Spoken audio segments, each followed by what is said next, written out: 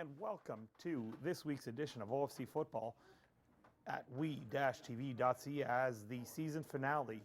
The Windsor AKO Fratmen play host to the London Beefeaters on a beautiful fall afternoon. And as you see on our screen here, the London Beefeaters in their blue jerseys and silver helmets are set to receive the opening kickoff from the Fratmen. And a little pre-game synopsis, long story short, this is for first place in the conference. A lot has to happen for London to get it. So we have a kick deep into the end zone, mishandled by number 2, Kennedy Maggie. He does bring it out of the end zone, tries to work up the right sideline before he's tackled by a Fratmen defender, coverage man, and the ball is going to be scrimmaged for the London Beefeaters at the 4-yard line. And you are going to see the London Beefeaters are going to be led by their quarterback, number 11, Clark McCallum.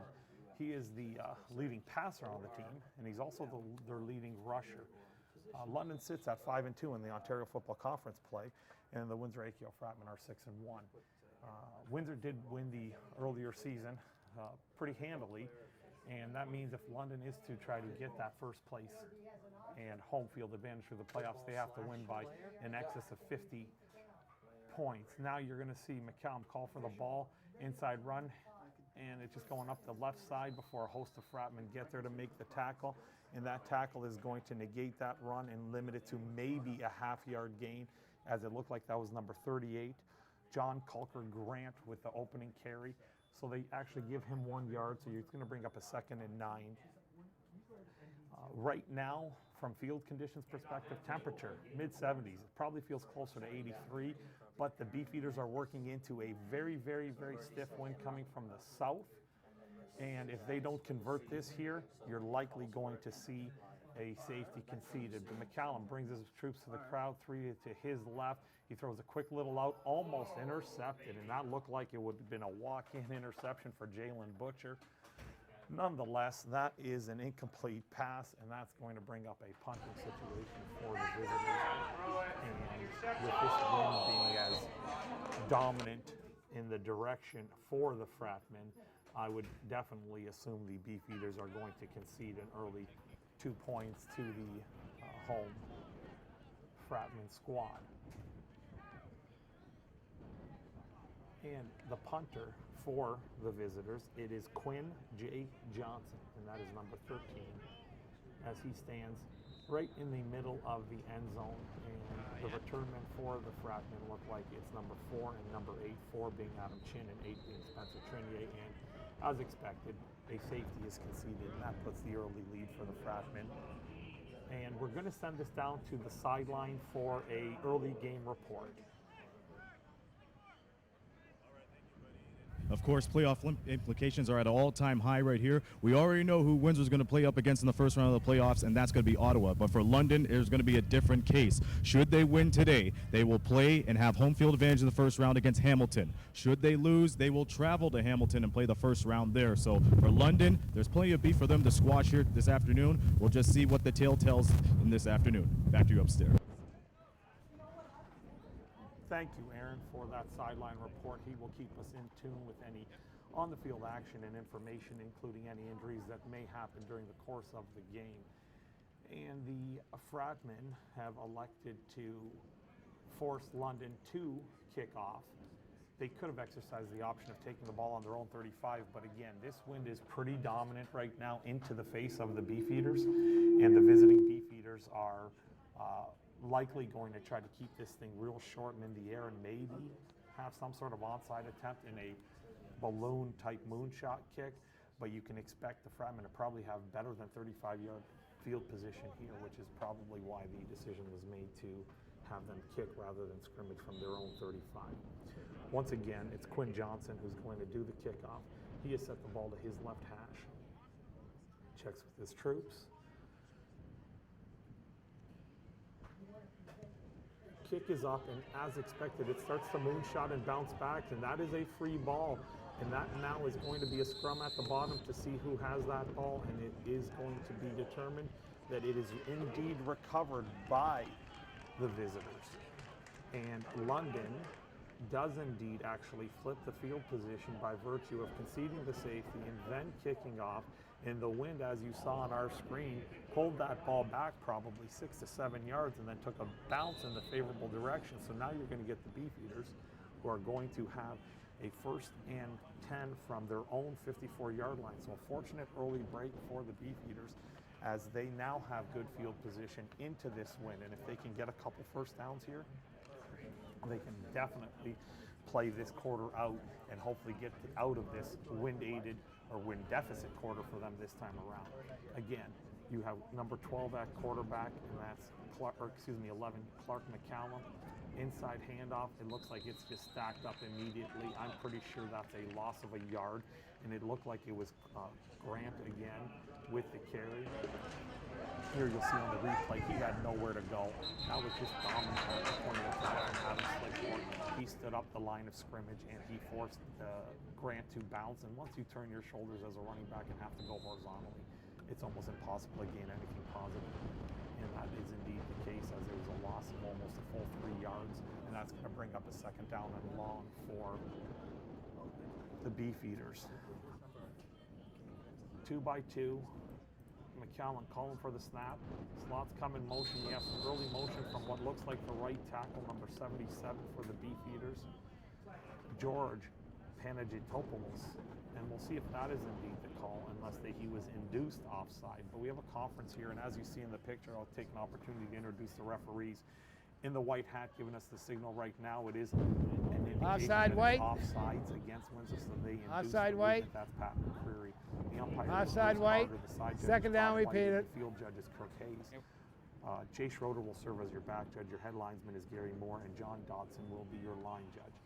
So by benefit of the 5-yard penalty, there is a 2nd down and 8 now, as the Beefeaters for the first time this afternoon have crossed into the Windsor territory at the Fratmen 54-yard line.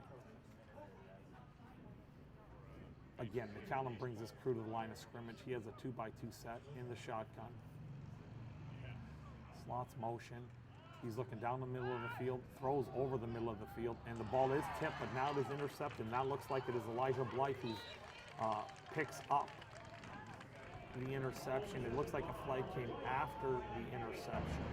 However, you'll see here on the replay, the ball just gets hung up because that wind is tough, and it was tipped, and Blythe comes in here and gets tripped up, and the Fratmen are going to have the ball because that block was after the interception, but it looked like it was a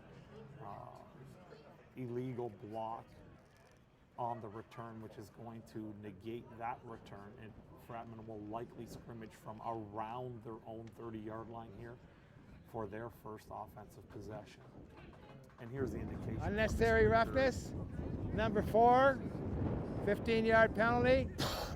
1st down. Excuse me. So AKO. it was unnecessary roughness against Adam Chin. The application of that rule is simple. The block may have been in front, but you can't peel back. And here's a caption of our standings in our matchup here right now. As you can see, the Fratmen sit at 6-1, the Beefeaters at 5-2. Across the board, the Fratmen showed some tremendous balance in terms of passing, rushing. Across the board, they have 100 first downs, 107.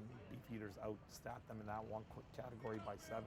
But these stats are absent of a full game played for the Fratmen, as they did not play a game last week. They were awarded a victory by virtue of a forfeiture.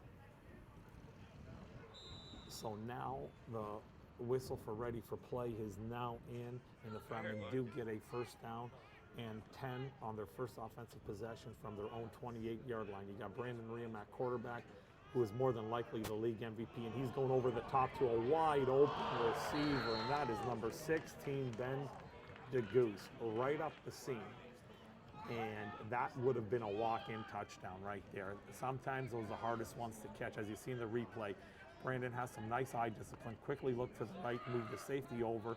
Ben was going right up that B-seam along the hash on the left, and he just dropped that. Brandon is chasing a little bit of Fratmen records today. He needs 4 touchdowns to tie Dan Gray for 19 on the season, and last week's forfeiture hurts his opportunity to do that, but a 5-touchdown performance today will give him the record and 20 touchdowns for the season. Again, Riem calling for the ball. He has help from the wind, looks to his right, throws a quick little hitch screen to number 12, and that is going to be carried all the way to the, looks like the 36-yard line. It's going to bring up a really short third down, and that's Devin Woods who got that. Brandon showed some discipline, keeping his eyes down the field as he pinched over to the right. And it looks like here you got some season stats for Brandon Riem at 66% on the season and 1,500 yards and 16 touchdowns. What a tremendous season for him. My guess is he's probably going to be the unanimous clear-cut offensive MVP or player of the year in the Ontario Football Conference. You have a third down and 2 and hand the ball off, and it's D'Angelo Knox who goes up the left hash, and that is the OFC's leading rusher, if I'm not mistaken, and he easily pushes forward behind the offensive line, and he gets that first down. So a little bit of a gamble from Coach LaChance, but not much when you have the league's leading rusher and you're expecting to get at least 1 yard from the neutral zone, and as it turns out, he picked up more than enough as the Fratmen go quickly to the line of scrimmage, and they're going to scrimmage from their own 46-yard line. 3 receivers to Riem's right. He gets a shotgun snap, looks right, goes back over the middle of the field, has Devin Woods over the middle of the field, and again, another drop pass. That is Devin Woods who lost concentration, I guess. I don't think the sun is too much of an issue right now looking back at it, but there's, you see Devin in, and here we have the replay. Brennan dropped back, surveys the field, gets rid of it quickly, puts it in a perfect position to catch the ball. Maybe I would like to see Devin get his hands over the top and flip that just a little bit so that he can bring it in naturally, but either way, that hit him right in his hands, and that's going to make a 2nd and long. So Brandon Riem now is 1 for 3, but at no fault to him because he has 2 drops against his stat line right now. A 2-by-2 set. Backfield empties real quickly. They're going to throw this little quick hitch, which sails. It just looked like Brandon didn't have the seams there, and the ball got away from him, and that's going to bring up a 3rd down situation. And the Fratmen definitely going to punt at 3rd down and long. They're going to really try to play this wind here. Any kind of decent punt in the air is probably going to sail well inside the 20-yard line. So we're going to see here what punter-kicker Andrew Beaton can do for the Fratmen. Deep to return, this looks like it's number 38, and I believe that's the running back, Grant, as well. He's joined by number 82, and that's Noah Olenek. And on the far sideline might be number 23, Jaquan Uliet. Good snap, kicks low, doesn't get up into the air, gets a bounce in the favor of the Fratmen, but the ball's fielded cleanly at around the 30-yard line, and then he's driven out of bounds at the 39-yard line. So they don't really take advantage of the wind, and the Beefeaters actually won that battle. A discrete mini battle within the game is in favor of the Beefeaters because now the Fratmen on their first offensive possession with the wind drop 2 balls, lose some opportunities, and the Beefeaters actually are the recipients of pretty good field position here into this wind. We'll see if London can do something here as they face an early deficit of 2-0 as they conceded the safety. Again, you have Clark McCallum here. He is his team's leading rusher and the leading passer on the team. He has 3 receivers to his right, ball's on the left hash. Takes a shotgun snap, looks over the middle of the field, comes back to his left, scrambles up into the pocket. That was an excellent job by the Fratmen defense of maintaining their lane integrities as the ends forced and the pocket collapsed, and it looked like Clark had nowhere to go with the ball on the back end of coverage because it was a 4-man rush. Fratmen playing some back end zone coverage, and McCallum just did the smart thing in this case and ate the ball. You don't want to force it into this wind because an interception is bound to happen. So he loses 1 on the play, but it's the safer of all options for him right now.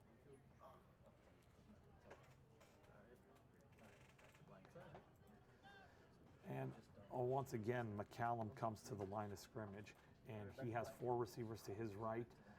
He looks left to the ISO. He's trying to throw a fade. As you see, the ball starts hanging up into the wind, but the receiver outfights the defender, and that's number 80 who's working up that left sideline, and number 80 outworked the defensive back. That's Hayden Amos who caught the ball, and it looked like defending on the play was number 8. It might have been Spencer Trinier. Here you'll see on the replay just a straight ISO right on the vertical on the left hash, and the ball hangs up. Both receivers are trying to make a play on the ball. Spencer's in decent position. It just was won by Amos. It's not a terrible play by the Fratmen defender. It just happened to go in favor of the Beefeaters as the Beefeaters now penetrate deep into the Windsor territory, as they are now first and goal from the 7-yard line.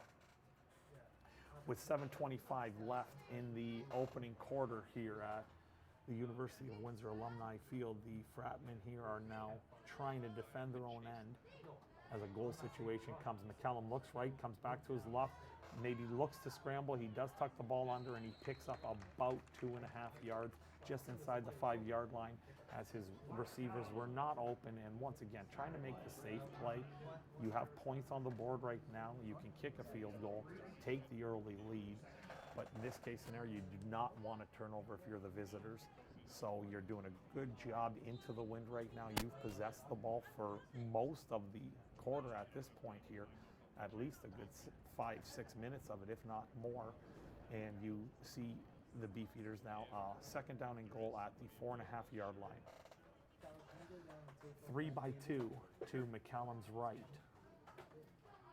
Gets the snap, fakes inside, instant pressure right away, and he had no chance at that. Coach Morency dialed up some pressure, and when you're in the goal line, you can expect some just man coverage. You just want to lock everybody up, and you'll see right here, that was some instant pressure by the linebacker for the Fratmen, and that was number 43 who got in. That's Blake Olette who got in right away, forced the issue, and there you get the loss, which is going to bring down up a 3rd down and goal situation from the 13-yard line. So you're going to have the Beefeaters come out, and they're going to probably have a short field goal, about 19 or 20 yards. But there is no guarantees here. You saw that kickoff that resulted in that onside recovery for the Beefeaters earlier move. So now the challenge here for the kicker is to keep the ball low out of the wind. Well, when you keep the ball low out of the wind, it brings the defender's hands now into play. So we'll see what happens on the snap and on the kick. Good snap. Kick is up. Kick looks like it is wide, but we do have flags on the play, and I am confident that this is going to be against the Fratmen. But we do have no yards here, but this looks like it could go all the way here as you get a return on a missed field goal. And is that Trenier who's back there? And Trenier is going to get a key block, which is going to spring him all the way to the end zone, but to no avail. This was a pre-snap flag, and I'm pretty confident that the Fratmen were offside, and you're going to get the Beefeaters with another opportunity to kick for the lead here. But yeah, as you can see from just the demeanor of everybody on the field as they're walking back, Mr. McCreary is just sorting it out as he himself hustled all the way down the field to make that touchdown call. But you do see that the referee is now just picking up the ball, and he's working all the way back to the other end. And there's the London sideline. So they know they just dodged a huge bullet. They missed the short field goal, 19-yarder. It was returned about 117 yards. It was fielded 7 yards deep in the Windsor end zone. And the Fratmen just unfortunately pre-snapped. That flag came up instantly. Now, there was some no yards called against the Beefeaters. So we'll see how the application of the penalty. I'm not sure if it's going to be 5 and 5 or they're just going to re-scrimmage again. So they go up 5 and they go back 5. So it's going to be a kick from the exact same spot because you had 2 fouls on the play, one against each team. You had the offside and you had the no yards. So they wash each other, but it's going to be it looks like the Beefeaters have brought their offense back on the field thinking that they were going to have a first down, but that is not the case. They're going to have to kick again. So if you don't know, in Canada, even on a missed field goal, it's like a punt. The ball has to be, or the coverage men have to give 5 yards on the kick. So now the Beefeaters have to go through this whole ordeal again. They're going to kick attempt to kick a 19-yard field goal. Ball is set right at the middle of the field here. Good snap, good hold. This kick now was a little driving, and it got through comfortably. And now you have a late flag dropped right in the middle of the field, and we're going to see what that call is. But it was definitely after the kick was already through and indicated. So we're going to find out what and who this is on. So we have a rough play. Looks like is going to be the indication as the Fratmen surrender their early lead. It's going to be 3-2 right now. And if it is indeed against the Beefeaters and it is indeed after the kick, it'll be applied on the kickoff. and they'll be kicking from deeper in their own end. But we'll wait for the official call as the referees sort this out.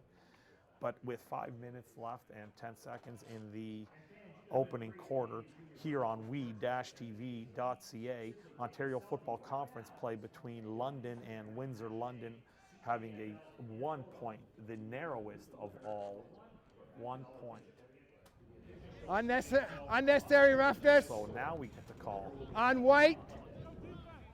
First down. Oh, take the points off the board. Take the points off the board. There is unnecessary roughness. That flag looked a little late to me, but it doesn't mean it wasn't during the play. It might have been just thrown late. That said, you have an unnecessary roughness, which is going to march this ball all the way to the 1 yard line.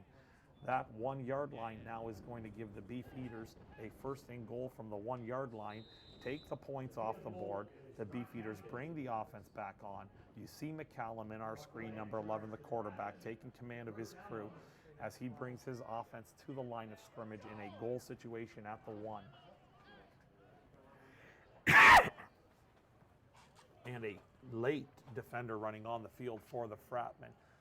McCallum spreads everybody out. 3 to his right. He comes under center. Looks like he's going to wedge forward, steps to his left, and does indeed walk into the end zone. So a costly series of penalties for the Fratmen. Starts with the first field goal. The first field goal that was missed, and you see McCallum work up the left side here and just work his way into the end zone for the 1 yard run. But you had the first penalty of offsides before the kick was missed, and then that negated a 117-yard return for a touchdown, taking points off the board. Then the Beefeaters do kick a field goal. On that field goal, which was made, take that off the board because the Fratmen took a penalty and put the ball at the 1 yard line, and now we get the extra point after the resulting 1 yard plunge from McCallum, and that's going to give the Beefeaters a 7-2 lead with 4:42 left in this opening quarter. So that was the first play in about 5 that we hadn't had a flag. But the Fratmen right now have surrendered an onside kick, have only had 1 possession in this opening quarter with the wind.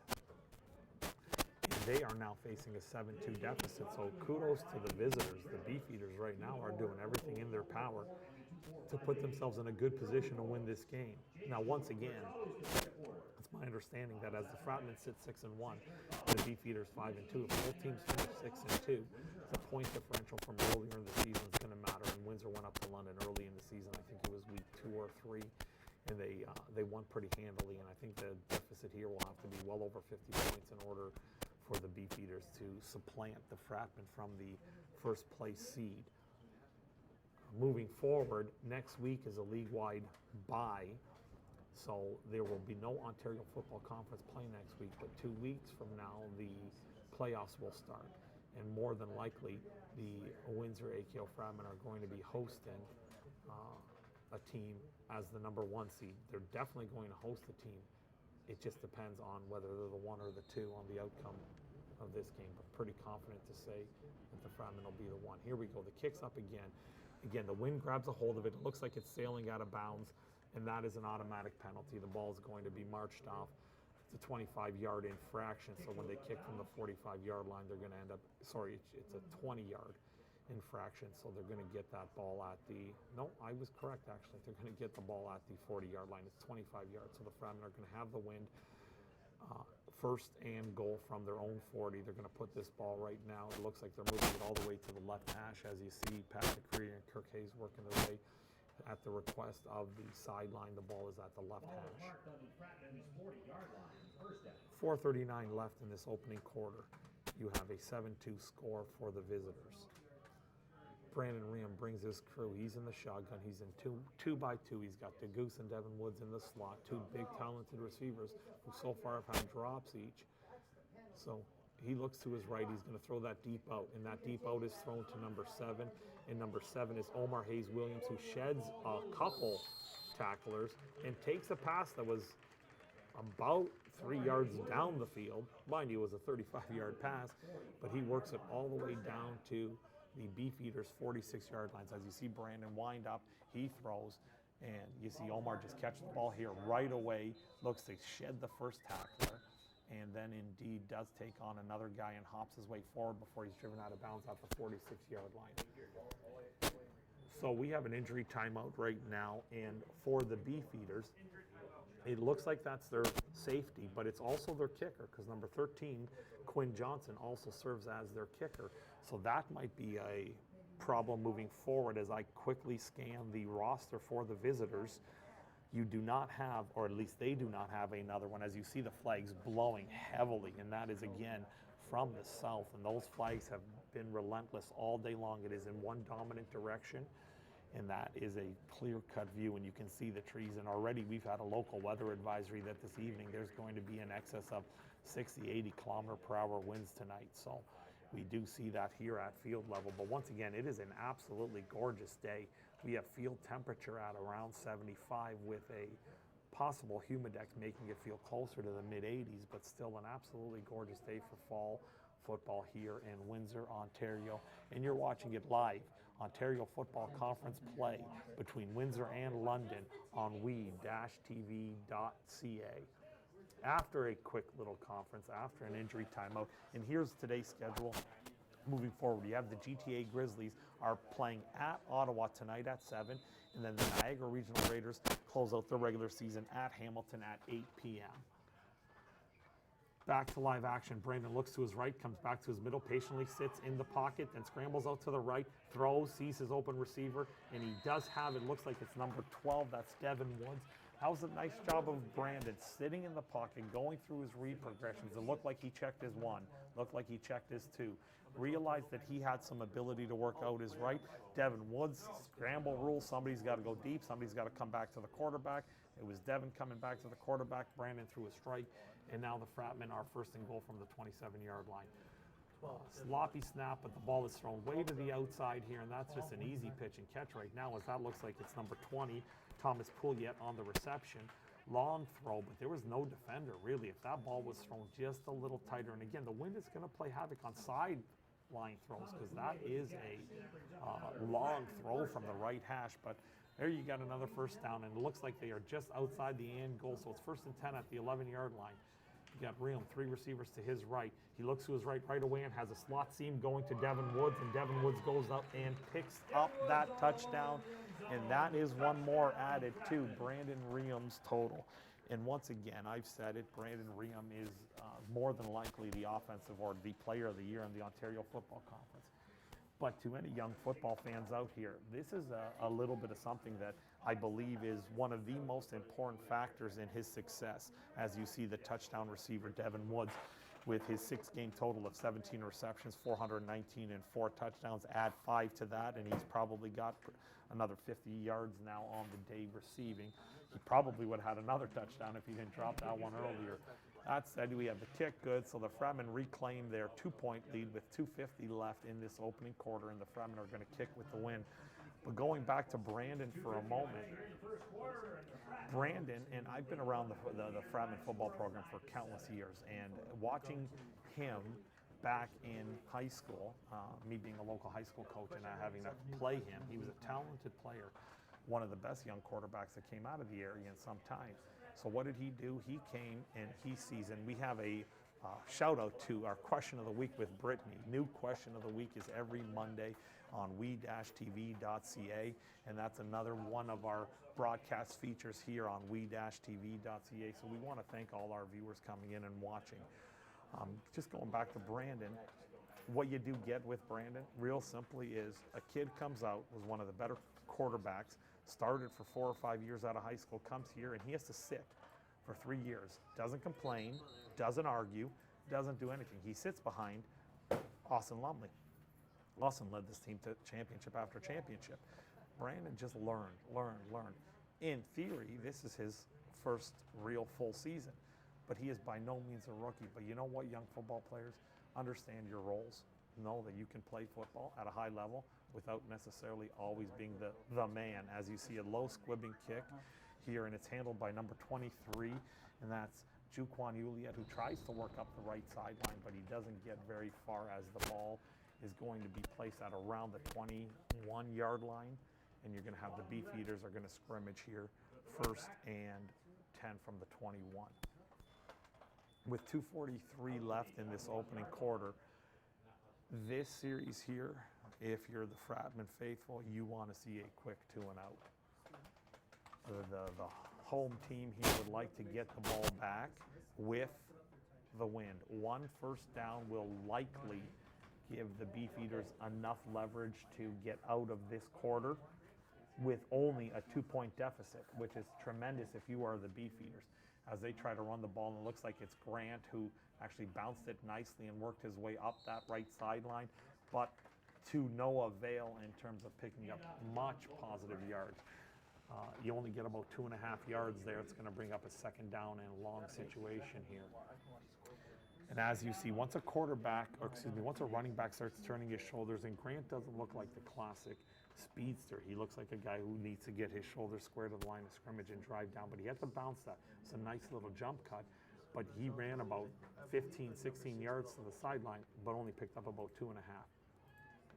Here you have a good look at McCallum, team's leading passer, rusher, takes a shotgun snap, looks down the middle, stays on the middle, and this time around, nothing doing as everyone was in coverage, and the Fratmen back ended that with a little, looked like combo coverage, zone on the back end, looked like there was some man running underneath, and that was a good job by the Fratmen. So with 1:36 left in the quarter, the Beefeaters are going to have to punt into the wind. So the Fratmen return men, and that's Spencer Trinier, and number 14 join them this time around, and that's Marcus Williams Cooper, who are going to be in a position here to try to give the Fratmen great field position with at least a couple plays to go in this opening quarter. Quinn Johnson does appear to be back on the field, so that injury does not seem to be too much. And good on the Beefeaters. I know you don't want to burn timeouts early, but this wind is a factor. You don't want to leave the Fratmen too much time with the wind, so they exercise the option of running off as much time as possible on that play clock, and they ended up taking a timeout. I'm not 100% sure I would have maybe taken the timeout. I think the 5 yards would have been just fine. You're still punting into the wind. I don't think there's that much value in that extra 5 yards because this is a stiff wind. The Fratmen are inevitably going to get probably pretty good field position here. I can't see the Beefeaters doing much of a fake, so I, as a coach, might have elected to just let the play clock run out and take the penalty. But each coach has their own mindset on the way they want to exercise and use their timeouts. So once again, you have Quinn Johnson back. His feet are planted at around the 10-yard line. And I wouldn't be surprised if he ran back and ran out of the back of the end zone for 10, 12, 14, 15 seconds, but that's not the case. He peels off to the right, does a rugby-style kick. The wind gets hung up in the air, and the Fratmen are going to get the ball at the Beefeaters' 40-yard line. So after all is said and done on that, it's a flip of about 17 yards in field position for the Beefeaters. So the Fratmen are the benefactors of some pretty good field position here with 1:12 left in this opening quarter with the wind. You can expect some shots right down the field. So far, the Beefeaters have not been able to defend anything up the B seam. There's been open receivers screaming up the B seam. 2 drops, but 1 did result in the touchdown eventually. And as the clock starts to run, you're going to get the Fratmen here with another possession, and let's see if they can turn it into quick points as they have the win. Fratmen empty the backfield. You got Brandon Riem, 3-by-3, gets the snap, looks left, comes back to his right, steps up into the pocket, signaling, telling guys to go over the top, and that indeed does happen. And you got Omar Williams-Hayes, who looks like he came back to the ball and caught the ball, and he is tackled at around the 20-yard line.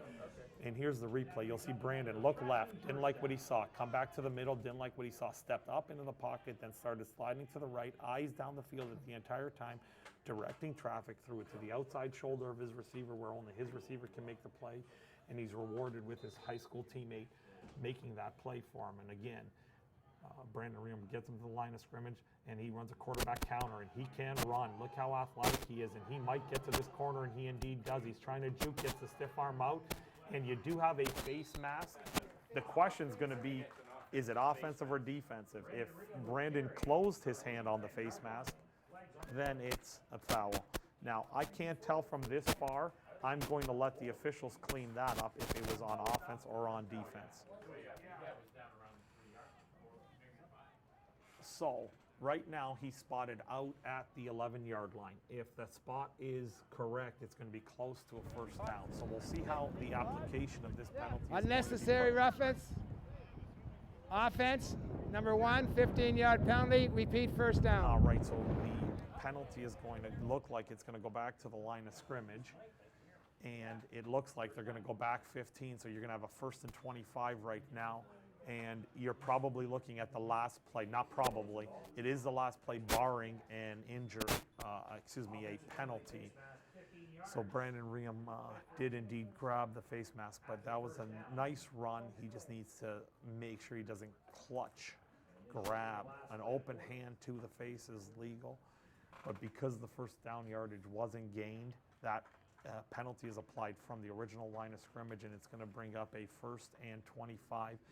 And the Fratmen will have to snap the ball from the 36-yard line. So you're going to have an untimed down as, again, number 13, Quinn Johnson, is helped off the field. That's the kicker safety for the Beefeaters. And there's the Fratmen huddling up. Don't be surprised if you see trap here. I know that sounds crazy. They have the wind, but it's just an old school play that if you can hit a quick seam here, that's a light box right now, you got the favorable numbers. But Brandon looks back and he's going to throw the deep out. He has his receiver, and that looks like it is Omar Williams-Hayes again, who runs over somebody. And according to my eyes and the spot on the sideline, it looks like he has a first down situation just inside the 11-yard line.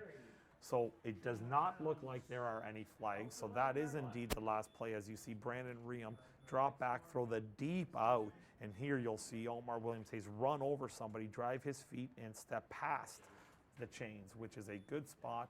And here on we-tv.ca, you see the teams flipping side as we go down to the second quarter. And at the end of the first, you have the Beefeaters trailing the Windsor Fratmen 9-7 as we break to a commercial. Did you know that the most severe injuries in our region are motor vehicle crashes? 65% of road fatalities last year were directly the result of distracted driving. 90% of injuries arriving in our emergency rooms are preventable. Our message to you this summer is, put down the phone. Just drive. Let's work together to keep our trauma stretchers empty. And we are back to live football action here in Windsor, Ontario, Canada. Ontario Football Conference play. Windsor, AKO Fratmen, taking on the London Beefeaters for a first place game. First play of the second quarter. Brandon Riem has Jacoby Jones to his left, looking for the shotgun snap. They're working into the wind now. Brandon eyes the right, sees his little slot receiver, and he got a little slant.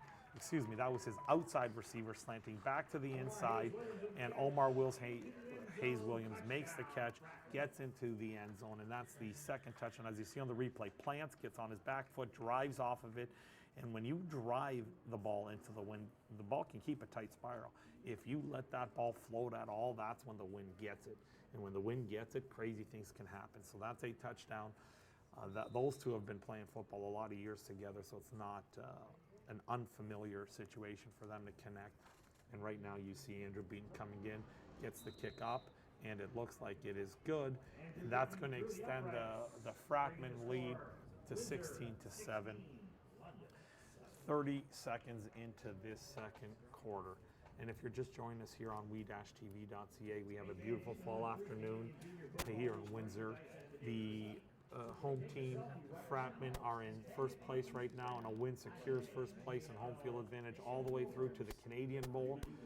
And a loss here will give that to the Beefeaters if the Beefeaters can extend it past 50 points for the victory, which doesn't look good in their favor. But the Beefeaters look like they're going to end up being at 5-3 if the Fratmen can continue to play sound football. They, in my assessment, are the better football team here today and for the full body of work on the season. Field level conditions have not changed. We have a sunny fall afternoon. Temperatures 75 degrees. Feels like low 80s, but the wind is clearly from the south, and it is a tough wind. And as you'll see here on Beaton's ensuing kickoff, this ball, if it gets up in the air at all, will peel back 5 to 7 yards in the favor of the Beefeaters. Here we go with the kick. A low kick. It's going to take a high bounce in the Fratmen's favor, but that is a live ball. If that hops a different direction, Fratmen have a chance on it, but it is safely secured by, looks like, number 84 for the visitors, and that's Andrew Varfey, who falls on the ball, and that gives the Beefeaters a 1st and 10 from the 31-yard line. And that's a good kick into this wind. If you can actually get it inside their 35-yard line, that's a good kick into this wind. You do need the favorable bounces, which indeed they did get on that case.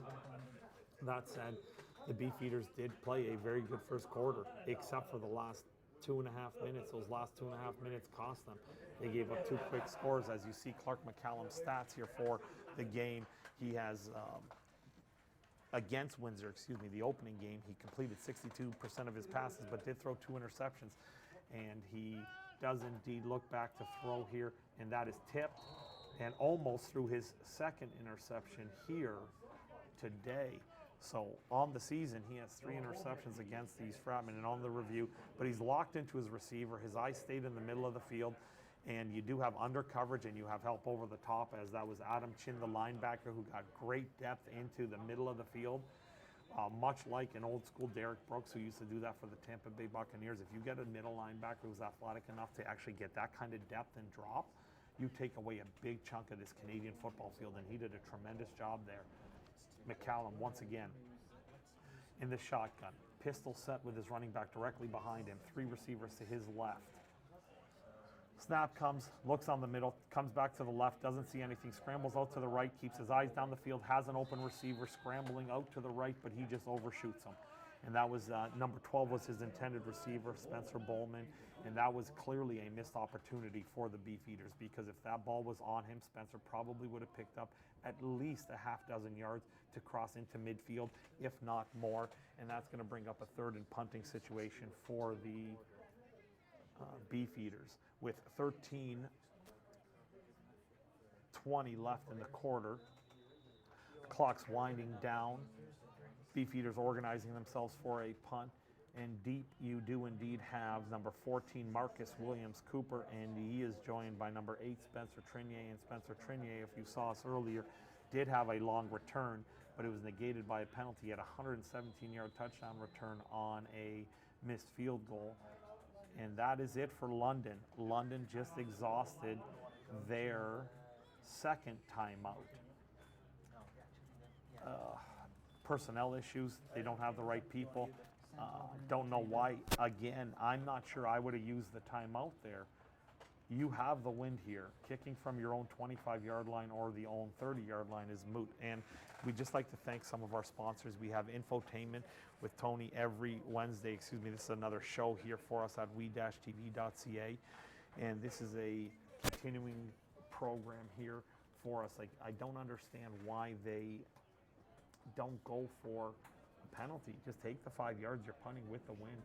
Any kind of good punt, you're going to flip this field significantly, but they opted to take and use their 2nd timeout. So with 13:20 left in this first half, the Beefeaters are out of timeouts. And the Fratmen still indeed have their 2 timeouts. And again, if you're joining us and you know nothing about Canadian football, we don't get 3 timeouts in this country. We only get 2 a half. So here we go. We have number 13, Quinn Johnson, deep to kick. Kick is off a high, booming, catching the wind, riding the wind, sails out of bounds, and it looks like it's probably going to be marked right around the 37-yard line, and that is indeed the case.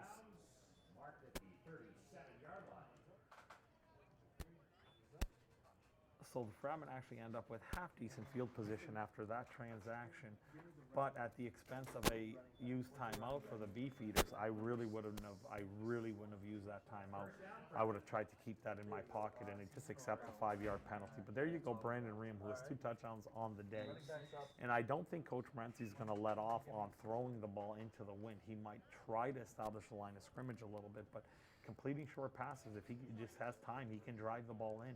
Slants, hitches, hooks are all available to him. Maybe getting verticals out of the question, but let his big physical receivers make some plays here. As now we have a shotgun offset eye here for the home team. Brandon Ream looks left, throws that quick hitch right away, and that's Ben DeGoose, number 14, who makes a man miss, gets up the left sideline. Oh, excuse me, that's Marcus Cooper, and that was pulled down late.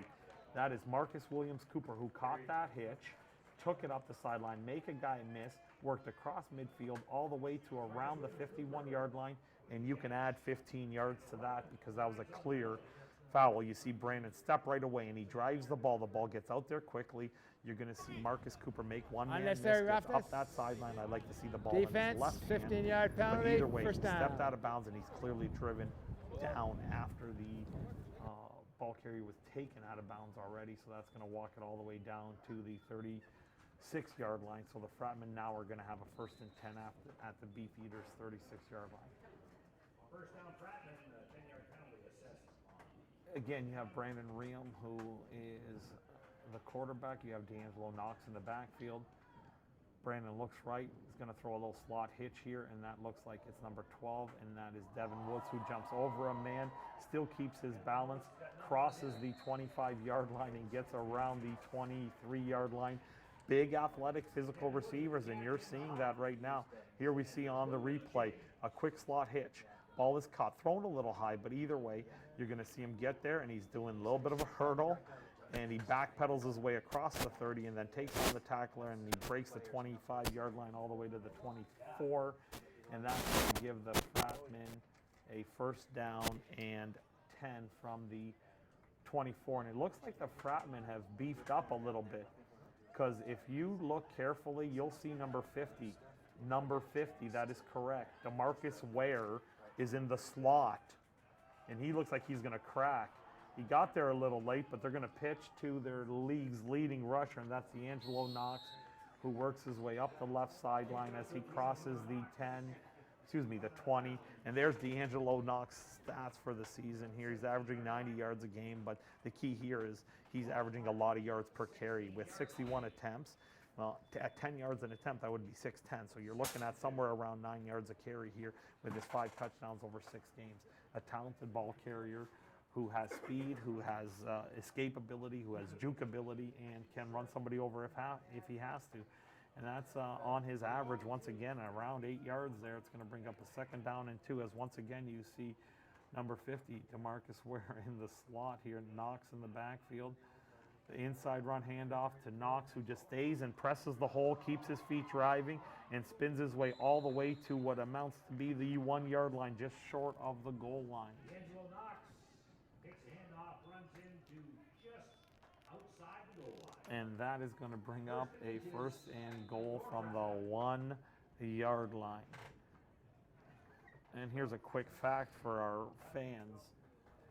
If the ball is anywhere between the 1-yard line and the goal line, it always goes back to the 1-yard line.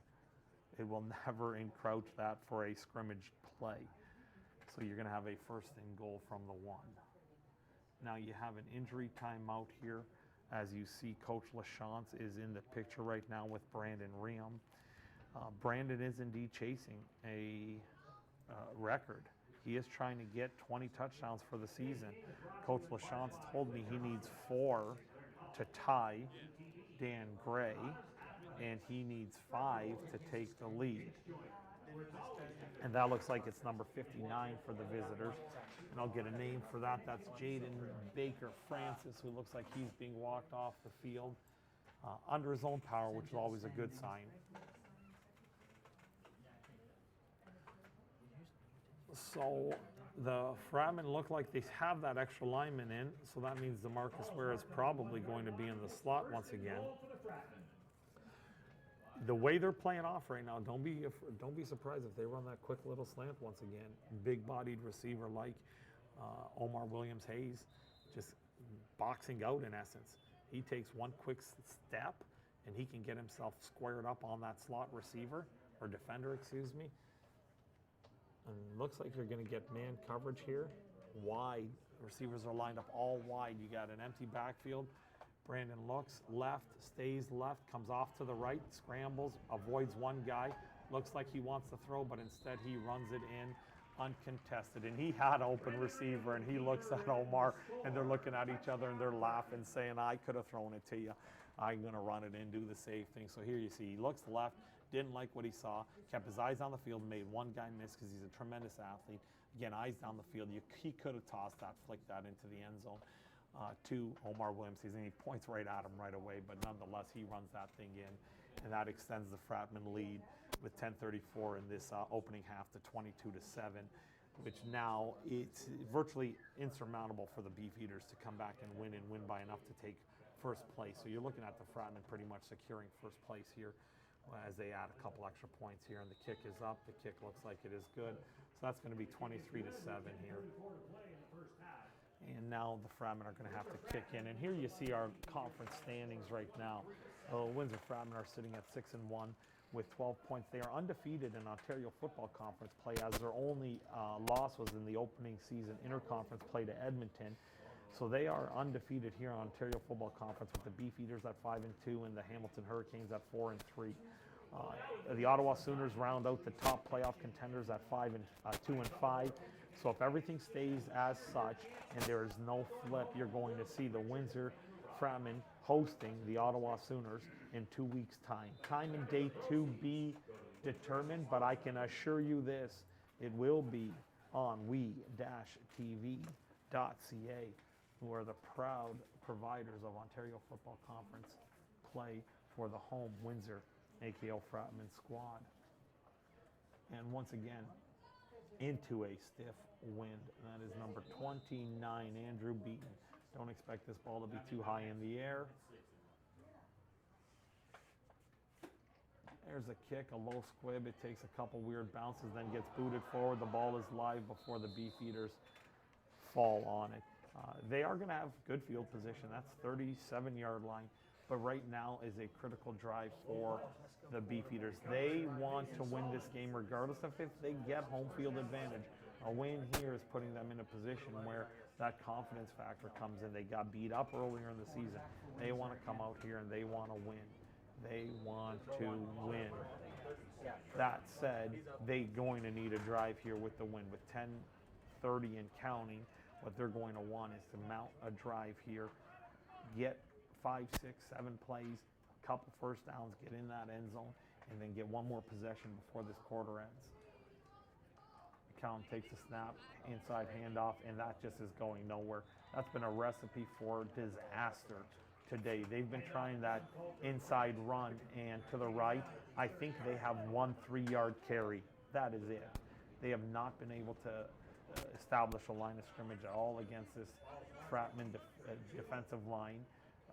And that said, this Fratmen defensive line and linebacker unit has not blitzed a tremendous amount. They usually bring a lot more heat than that. They've been calculated, they've picked their times, and they've been effective in their blitzes. But that was just straight run defense, and they cannot move the Fratmen D line. And that was Isaiah Belanger anchored there who negated that run. Calum takes a high snap that's off to his right. There is some pressure there, but he tries to go over the top, and that is well defended. I'm glad there was no call either way. 2 receivers, eyes on the ball, looking for it. But McCallum just threw one up for grabs there, and you'll see him. He's staring down the field. He does take some contact there. And now you have the throw over the top, which is incomplete. Now we have a late flag in the middle of the field. As both teams were sort of walking off the field, there's a good chance somebody said something. Now, is it one against both teams? You get an objectionable conduct. Coaches hate to see that, but we're going to see what's going to happen. And there's another one. Yet another one comes out. So that one looks like, because the ref was right in the middle of the London huddle. So we're going to see how this sorts out. we have Mr. Carter and Mr. McCreary talking it over. Okay, we're going to go back. So, unnecessary roughness. First down. Unnecessary roughness, AKO. Unnecessary roughness against you guys. I'll get it in a minute. We got 3 OCs on them. It's back 15, first down. No, boy. their first down. It was unnecessary roughness, AKO. OC, 3 OCs against London. Back 15 yards. Automatic first down. All right, let me see if I can explain to you what I just heard here. So you had an unnecessary roughness. That unnecessary roughness against the Fratmen automatically give London the first down. So that's how London got the ball back. They got the ball back because there was a 15-yard unnecessary roughness. But then London decided that they wanted to take some objectionable conduct, so they end up getting some fouls added on. So yes, they get the ball back because the unnecessary roughness reset the chains for them, but then they're marched back because after possession, after that flag was enforced, now the OCs are enforced, which backs them up. The good thing for London is they get the ball back. The bad thing is they lost yardage on the transition. They have the wind. They have 9:20 left in this half. It's a break in their advantage, but lesson learned here, keep your mouth shut. Don't say anything. The refs let them sort it out so that way they don't have lose. Because if the play was actually applied from where the line of scrimmage was, that 15 yards would have brought it close to midfield. But now you see the referees going to both sidelines because both coaches are confused, wondering what's going on here. I think I sort of explained it okay, but you have a conference here with Mr. Carter, Mr. McCreary, and Coach LaChance, and that looks like it's Coach McCurdy who's joined them in there just trying to get this explanation here. I just don't know. I don't know how the numbers worked out for the 15 yards back, because if we look at it from a dynamic of 3 OCs are 30 yards in penalties. So that's how actually that does answer my question. There's your 3. So what you end up doing is you go back to the line of scrimmage, you move up 15 yards for the unnecessary roughness, which gave them the first, but then 30 yards back for the OCs. First and 10, 22-yard line. McCallum gets the ball, looks down the middle, throws over the middle. He's just not finishing his throws. I don't know if he's fearing the pressure, but he had an open receiver, Spencer Boland, number 12, coming across the middle of the field, and it just got away from him. That ball's got to be just inside his number seam. It just has to be there so he can catch and then turn and run. High pass is going to get your receiver hurt more than anything else, especially over the middle of the field. McCallum has 4 receivers split to his left. Ball is on the right hash, 2nd and 10. And looks left, goes up the seam, and looks like he has good coverage underneath on the slot receiver, and that looked like it was number 19, and that is Dante Fornasario, and that is a good coverage play by the defensive back for the Fratmen, as you'll see here on the replay. Fornasario's right in his hip, looking to play, has that leverage that if he does see the ball, he can make a play on the ball, but he was in a position, if there was a good catch made, to make the tackle. Good defense, and now the Beefeaters eventually have to punt. So they've lost about a minute and a half on that series, but they did get the ball back and unfortunately couldn't get anything from it. Quick game recap. The Fratmen do have 2 timeouts left. The Beefeaters do not have any. With 8:30 and counting in this opening half, the home Windsor AKO Fratmen leading 23-7. High snap. Quinn Johnson gets a nice high kick. It's spiraling. Marcus Cooper catches it, drops it, picks it back up at the 40, has a lot of room to run, makes one guy miss, and then is tackled up at the midfield stripe. That's unfortunate that he didn't handle that cleanly. Had he handled that cleanly, he would have probably easily crossed the midfield, but you'll see it slip right through the wickets, goes backwards, picks it up at the 40-yard line. But I like the fact that he got vertical as quickly as possible. Too many times people try to dance, get what you can. He out-kicked his coverage, so you see there, that's Marcus, and he knows that he should have caught that in the air. And now you have a 1st and 10, 8:10 left, clock's going to get wound in, and you have a 23-7 lead for the Fratmen. And something I haven't seen in AKO in a long time, but Coach LaChance did tell me he has 2 tights on the field right now. And that 1 tight motion back, they're going to run an inside little play, just a kick-out block with a little wham. But this is D'Angelo Knox just trying to scramble because it wasn't blocked very well, as he ends up having to dance in the backfield. There was some initial penetration that negated his ability to get into the hole and press that hole.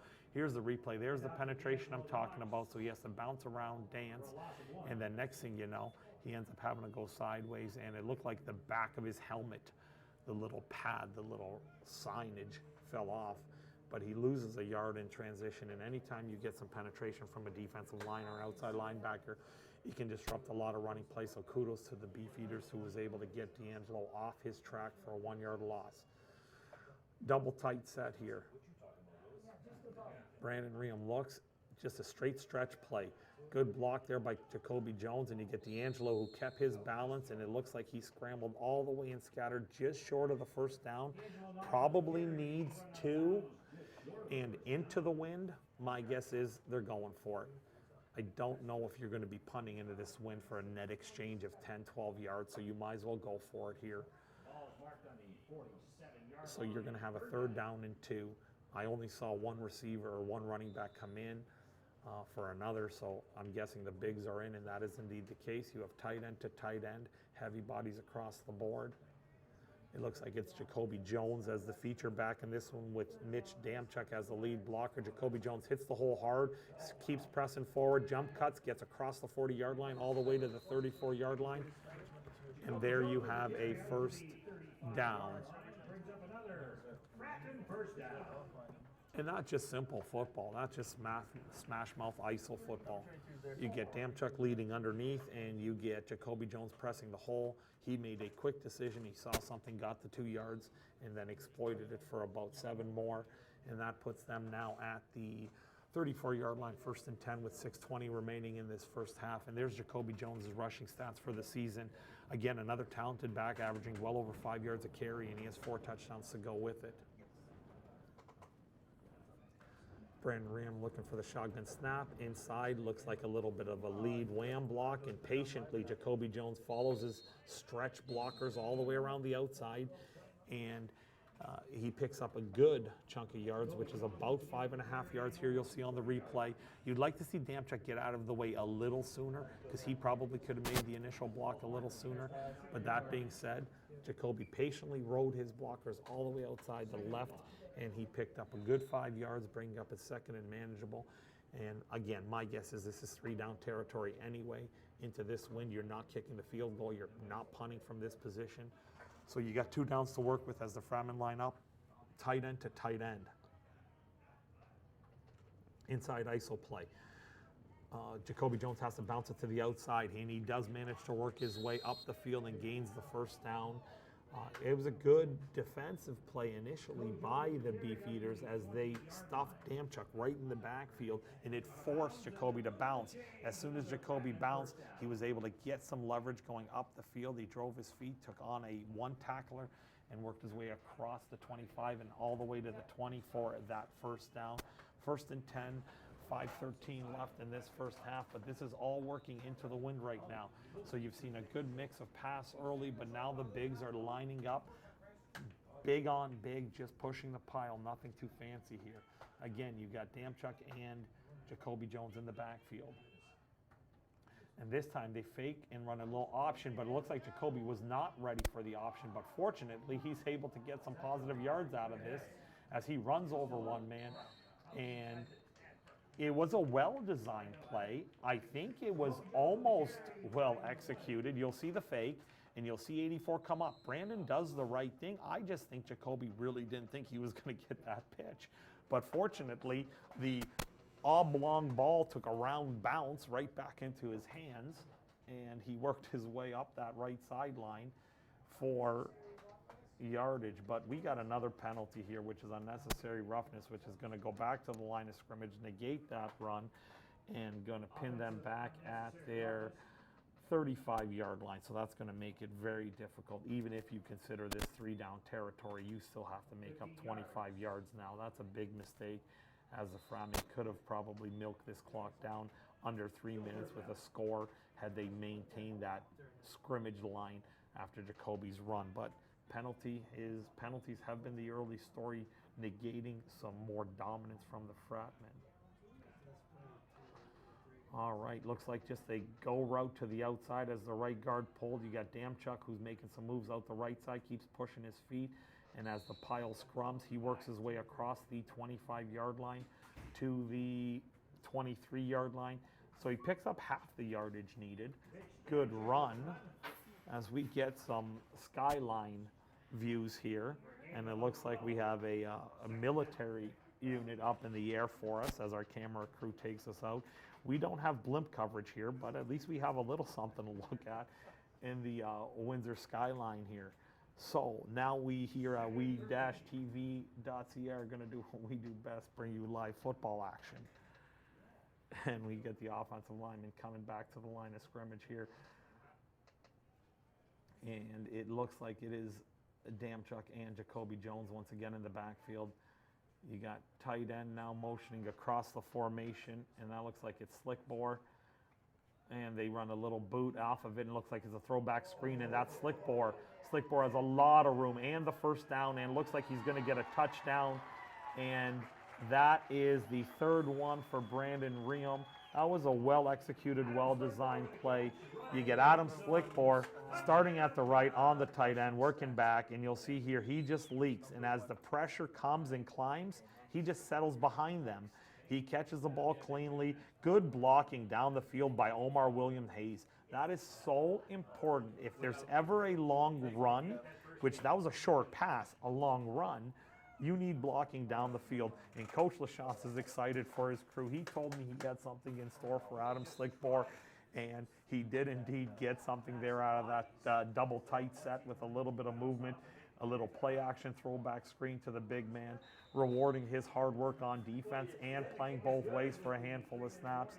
And with 3 minutes and 13 seconds left in the opening half, the Beefeaters are trailing now by 23 points as the Fratmen open 30-7 lead on them. And here at we-tv.ca, proud providers of Ontario Football Conference play here in Windsor, Ontario, as the Windsor AKO Fratmen look to lock up an undefeated Ontario Football Conference play as they sit 6-0 in conference play. Their only loss coming in inter-conference play, losing to Edmonton on week 1.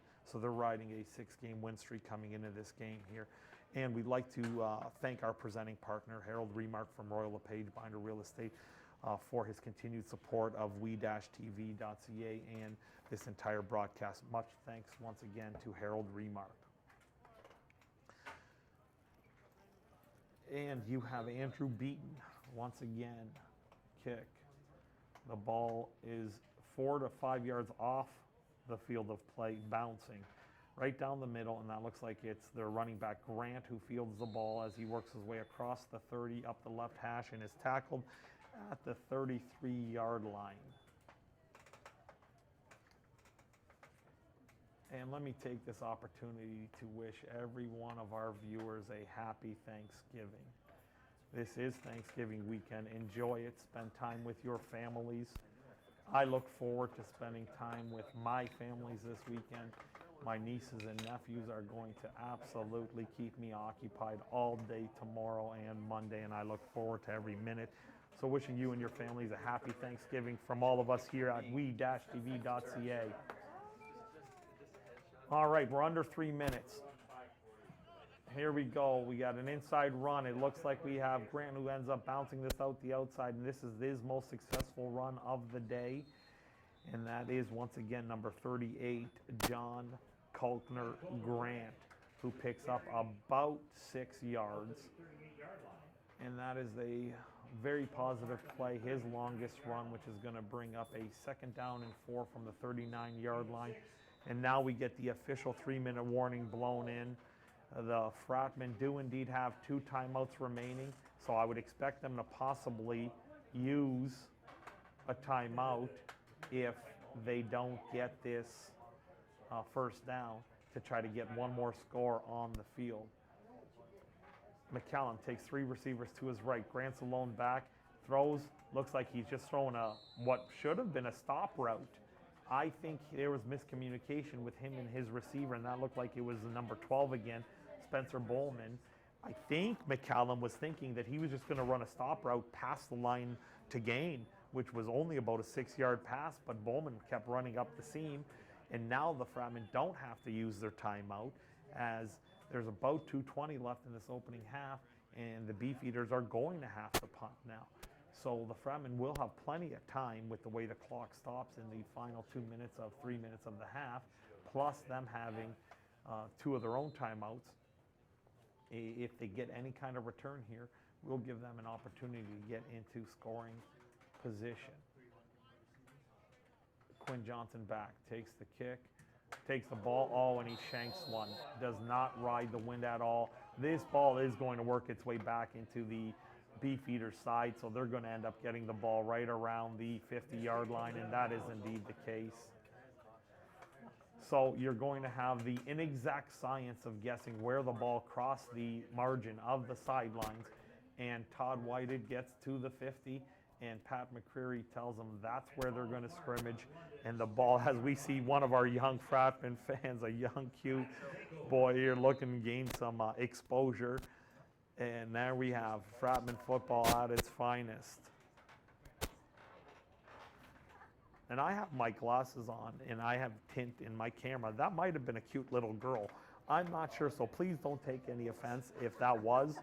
I just have tint on my glasses. So it was a cute little girl, I'm being told by the crew here, saying, hey, dummy, it's a girl. I said, okay, then there we go. As we see number 14, and this is again Marcus Cooper Williams in the open space. Looks like he's going to get into the end zone for yet again another Fratmen touchdown. And who's the first person in the end zone? And that there is Brandon Riem. Here we go. So we got the ball out to him, and you got another touchdown reception here. And this is Marcus Cooper Williams, who just catches a short pass. And then again, down the field, you see another receiver. That's Ben DeGoose blocking down the field to spring those last few yards. And that is the way you do it as a team. Team effort is going to be absolutely critical on any long play, and that was a wonderful display in the last 2 plays where the receivers down the field, there's only one ball, and you cannot have any kind of greed when it comes to that. When you get your number called, do it, but when you don't, block. And there you got the extra point once again, and that's extending the lead to 37-7. And with 2 minutes and 3 seconds left in this first half, the Fratmen still have 2 timeouts. They can still get this ball back. Now, I believe with his 4th touchdown of the season, Brandon Riem has just tied Fratmen great Dan Gray for the all-time lead in Fratmen history for season touchdowns at 19. A unique little twist is that Dan Gray, who is now tied with Brandon, Danny coached Brandon at Massey. So it's a nice little bit of irony, a good compliment to the local coach, who was a great quarterback in his own right, and to Brandon Riem for his commitment and dedication of sitting on a bench for 3 years and learning from his coaches and from his players, and now coming here and, in my assessment, is the Conference League MVP. Again, a low squib driving kick that takes a weird bounce, and it's just, again, bouncing around, and the receiver just fumbled it around between his legs, and that was number 85, Tyrell Schroeder, who ends up falling on it at the 35-yard line. So the Beefeaters have a chance, trailing by 30 points, but they have a chance right now, with 2 minutes left, 1:59 to be exact on the game board, to try to score something and get a little bit of momentum. So barring anything crazy, the Fratmen are indeed going to be the 1 seed. The score right now is virtually insurmountable to put London in a position take over the 1. So AKO is going to be the 1 seed now. They're just looking to make sure they keep this winning streak going 7 games in a row. A little bit of pressure inside as Grant looks to bounce. He does indeed bounce, but there's good flow. That was Adam Chin who fumbles, and we got another score coming up here as the ball bounces, and this is number 3, Ishmael Johnson, who takes the perfect bounce. This ball is bouncing like a basketball today, except when it's on a kickoff. This bounced perfectly. It looked like it was number 4, Adam Chin, who scraped from his linebacker spot. And you'll see here, Adam Chin will come to you from the right of our screen, gets his hand in there, punches it out, and it takes a perfect bounce into Ishmael's hands, and there you go. Maybe tuck the ball in. He should do some running back drills because I see the ball floating around a little, but with no one anywhere near him, the defense has now done their job, and you see a 43-point marker in the first half here against the Beefeaters with the ensuing extra point to come. So after it being a closely contested first, let's say 13 minutes of the game where the Beefeaters held a short lead and then we're only down 9-7 with a couple minutes left in the first quarter, and now they are down 37 points with 2 minutes. So in a 15-minute span, the Fratmen have just unleashed some fury. They were done toying around, and now the Fratmen want to be able to get a little bit of rest. So right now, as it stands over the 2 games played, I shouldn't say 2, a game and a half. So because we're only 6 quarters into this, the Fratmen have put up 104 points against 14 to the visitors. So the Beefeaters now have to try to project forward. They have to look at this and say, okay, maybe, just maybe, we might have to rest some players, get ready for a semifinal game. But they have to find a little bit of consistency on offense, because that offense needs some work if they're going to go deep into the playoffs.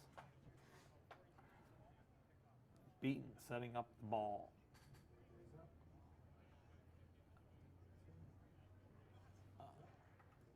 Kick. Oh, right directly to the up back, so this time it's handled cleanly. That was a bullet right off his chest. And because he handled it so cleanly, he was able to get about 4 or 5 extra yards on that, and that looks like it was Oscar Redekop, number 34, who that ball looked like it stuck to his chest like Velcro. And it gives the Beefeaters a great line of scrimmage at the 48-yard line. So they're already near midfield with 1:41 left in this opening half.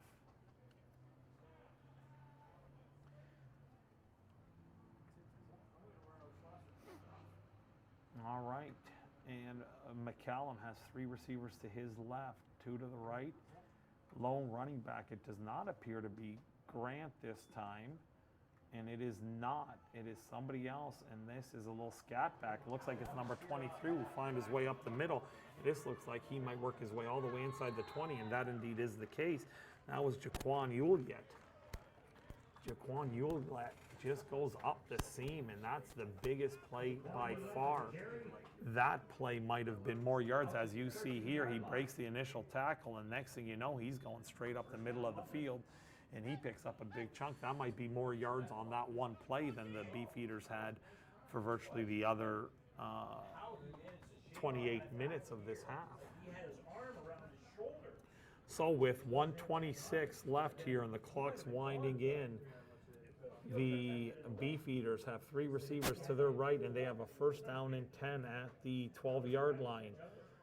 McCallum gets the ball, looks right, quick hook, up inside at the 5-yard line, and that's to number 88, and that is Mark Devlin, and that's going to put up a 2nd down and about 4. I believe they can get a 1st down at the 3-yard line, so it's actually 2nd down and 2. So now you might want to slow down the pace if you're the Beefeaters. The last thing you want to do is give the Fratmen time. They scored 2 touchdowns in like 14 seconds. So you might want to just make sure you run this and get your 2 or 3 plays off and end the half with this being the final series. 3 receivers to his left. McCallum takes a low snap, looks right, doesn't have anything, scrambles, and that's a recipe for disaster as this Fratmen defense swarmed and he gets sacked. When you're in the goal line and you're making a quick decision, your decision has to be followed by even a quicker decision if you come off of it. And usually when you're near or at or around the line of scrimmage, throw the thing out the back of the end zone. There's no intentional grounding now as long as the ball gets past the line of scrimmage. So he needed to know where he is on the field. That ball was inside the 5-yard line. He needed to keep that ball inside the 5-yard line to go for it on third down. But now it looks like they're bringing in the field goal unit. Okay, yeah, you need practice for field goals. At some point it might come down to that, but you didn't want a field goal here. You wanted a touchdown. So now it's going to be about a 17-yard field goal. And you hope that Johnson has enough light to drive this through the back of the end zone so there's no chance of a return. Kick is up, kick is good. And you now have a 10-pointer up for the Beefeaters as the score is now 44-10. 19 seconds left. 19 seconds to play in the half. Now, what are the Fratmen going to do? I would want the ball at the 35-yard line. I'm not going to let them try to kick it and get even a point, because if they can drive it deep, I'd be putting my offense on the field right now, getting the ball at the 35-yard line, because a field goal, you can exercise the option of getting your offense back out on the field. And that does indeed look like that's what the Fratmen are going to do, as I see a couple big bodies who definitely wouldn't be on that special team marching out. So it looks like the ball scrimmage in the middle of the field with 19 seconds left. Fratmen up 44-10. We-TV.ca proudly presenting the Ontario Football Conference the last week of the regular season, with the first place Windsor AKO Fratmen hosting the London Beefeaters and holding a 34-point lead with 19 seconds left in this opening half.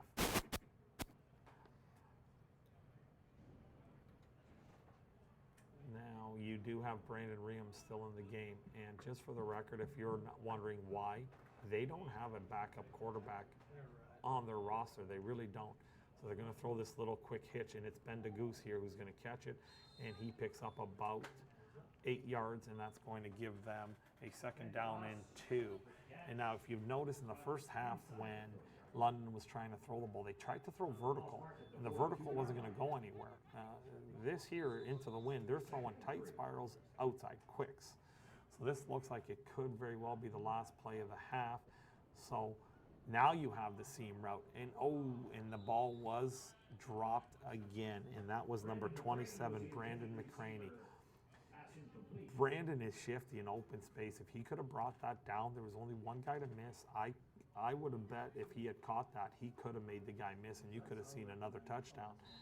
But with 1.9 seconds left in this first half, it looks like you are going to get the last play. D'Angelo Knox is the feature back in the backfield. It's 2x2 with 2 slots. It's McCraney in the left slot. Some motion. They run a quick little option pitch to D'Angelo. D'Angelo's looking to pick up some yards. He spins as he crosses midfield, and he picks up a good 20 yards on the play. But that's going to be the end of it. That's just tying in some loose ends, getting some extra stats there. And that's going to end the first half, as there are no flags on the play, and we have the Windsor AKO Fratmen with a 44-10 lead over the London Beefeaters here on we-tv.ca.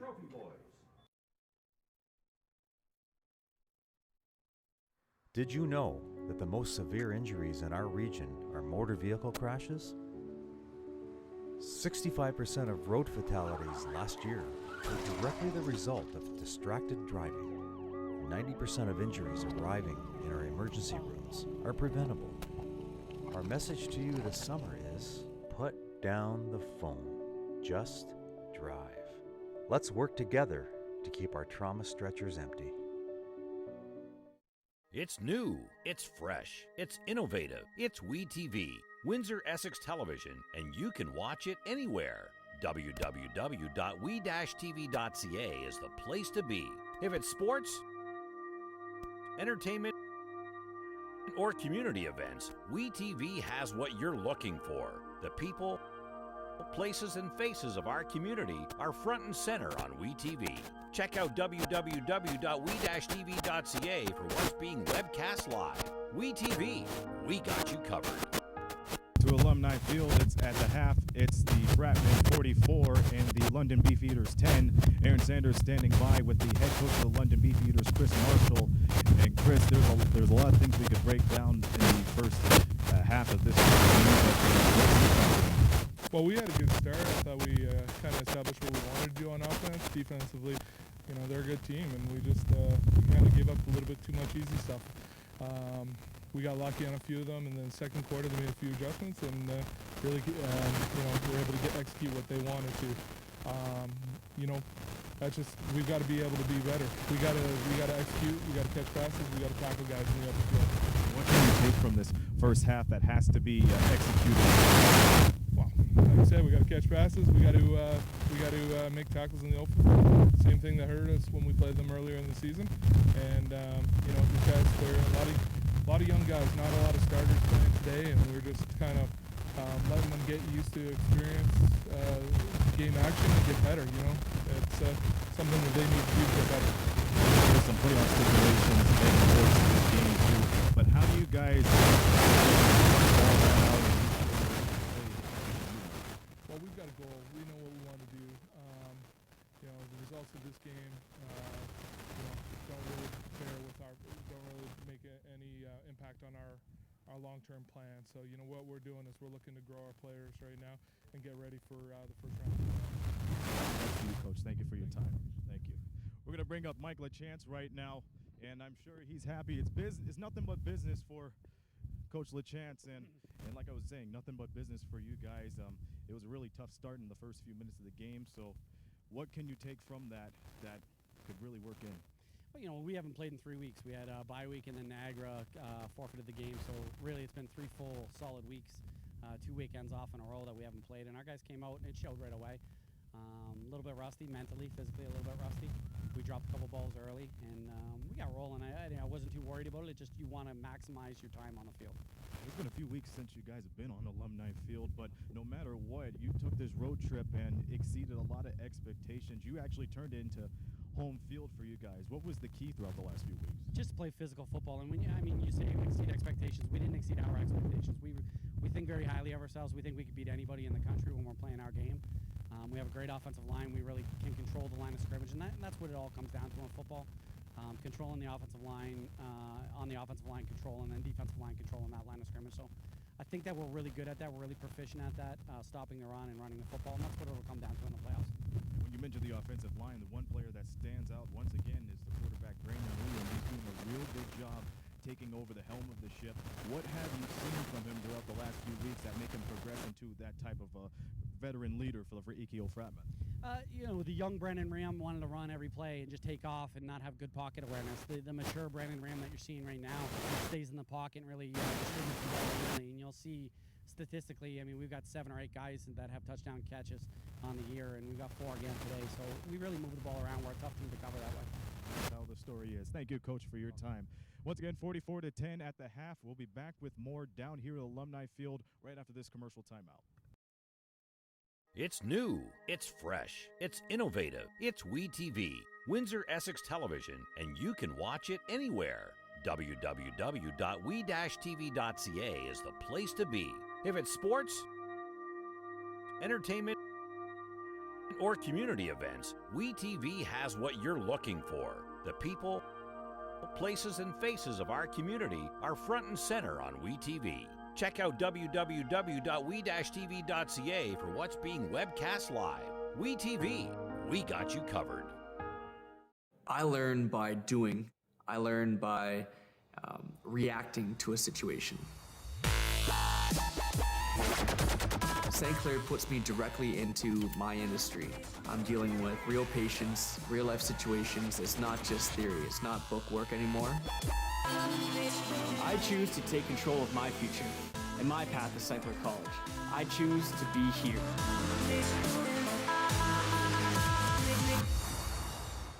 And we're glad you're back right here on we-tv.ca. It's still halftime at Alumni Field. Always a pleasure and to have Jerry Oram, who not only is a former referee, among a Fratmen alumni because he played back in the 50s. And I'll tell you this, I know I know it's a lot saying about that, but you know, it's probably the most fun I had as a football player, and I got to be assistant coach for, you know, a number of years in that. Ball was, the players just weren't quick. They were quick from what we are, but you look at kids today, they're monsters out here. And I was a fairly heavy kid at 175 as a running back, so that was the difference that I found. So what is it about, you know, this Fratmen organization that people just come into and just know and love year after year? That's a great question. You know, when I think back 50 years to Dr. Broadwell's and people like that, it was just a group of people that thoroughly enjoyed what football was. Thoroughly enjoyed the fact that if they wanted to get involved, they could join the frat, help out, and it was a family. And I think it's always a family because I've been still around for 3 years, retired now, obviously, for refereeing, but I want to come out and do one more game. I'll see what I can do about that. You know, I'll do what I can. Appreciate that. We'll switch from you being a former alumni player all the way to being a referee. What is it about being a referee that you can come back here to the field week after week and do this? My enjoyment was working with the kids, all the kids, whether they were AKO age or whatever. For people to understand football is a game, and it's a game that takes 12 people to run it. And when you see teams come together and they make the plays like the guys are doing today, I've always told the kids when I was coaching, you don't win the game on the game day. You win that game in practice. The 4 days or whatever you're practicing, that's where you win your game, and you come out here and you just remember everything they taught you in the week. You play well as a unit, you'll do well. And I agree with that. It comes to great strategy beforehand, and then when you execute it during the game, you know, it really goes to show how much hard work you put into it, not even for one day, but it goes on for weeks on end. But I think it is this. Football today, it's running on all-time high. You mentioned about the players today, about their speed and their depth and everything. What do you enjoy about football today that you enjoyed back in those playing days? I did just watching it. I'm very fortunate. I have some season tickets over in Detroit.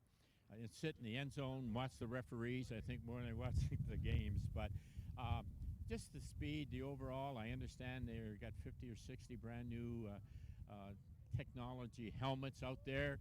Hopefully we'll see that. Concussions. The game, the one big game difference that I find is that they go head hunting today. We never did that. My last year at Patterson, I wore a leather helmet with a single bar on it, you know, but we weren't taught to go up top. We were up top to go down. The one part of the body never moves is your belly button, so look for that. Break your tackle off of that, never mind the arms, the legs. And you have fun. You learn to love the guys that you're around. And if you're the great big star and you really think you're good, we'll put you on the field and let you take the 12 guys on. We'll show them. That's what happens. They have to learn. Until they learn it's a 12-person game and they all have to contribute, they all have to practice, that's where you go. It all begins with the education weeks on end, and then it's just the camaraderie of those teams week in and week out, and that's what we're seeing on the football field right now. Jerry Orem, it's a pleasure to have you here, and thank you so much for stopping Appreciate by. it. Okay, at the half, it's 44-10. It's the Fratmen over the Beefeaters. So when we return, we'll have Badid call the second half action for you, and we'll see what happens along the way. You're watching AKO Fratmen Football on we-tv.ca. Did you know that the most severe injuries in our region are motor vehicle crashes? 65% of road fatalities last year were directly the result of distracted driving. 90% of injuries arriving in our emergency rooms are preventable. Our message to you this summer is put down the phone. Just drive. Let's work together to keep our trauma stretchers empty. It's new, it's fresh, it's innovative, it's WeTV, Windsor Essex Television, and you can watch it anywhere. www.we-tv.ca is the place to be. If it's sports, entertainment, or community events, WeTV has what you're looking for. The people, places, and faces of our community are front and center on WeTV. Check out www.we-tv.ca for what's being webcast live. WeTV, we got you covered. I learn by doing.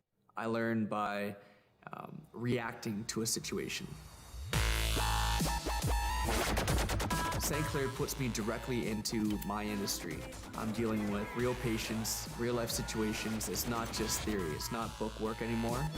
I choose to take control of my future and my path to St. Clair College. I choose to be here.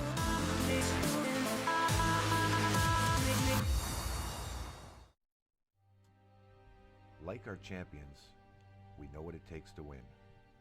Every day we put on our uniforms and we strive to be the best. Ring after ring, we keep practicing until it becomes second nature.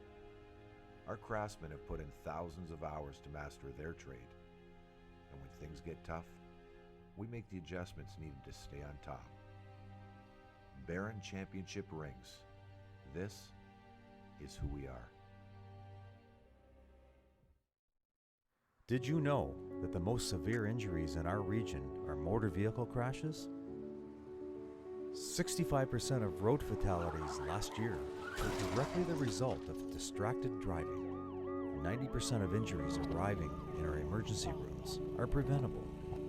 Our message to you this summer is, put down the phone. Just drive. Let's work together to keep our trauma stretchers empty. It's new, it's fresh, it's innovative, it's WeTV, Windsor Essex Television, and you can watch it anywhere. www.we-tv.ca is the place to be. If it's sports, entertainment, or community events, WeTV has what you're looking for. The people, places, and faces of our community are front and center on WeTV. Check out www.we-tv.ca for what's being webcast live. WeTV, we got you covered.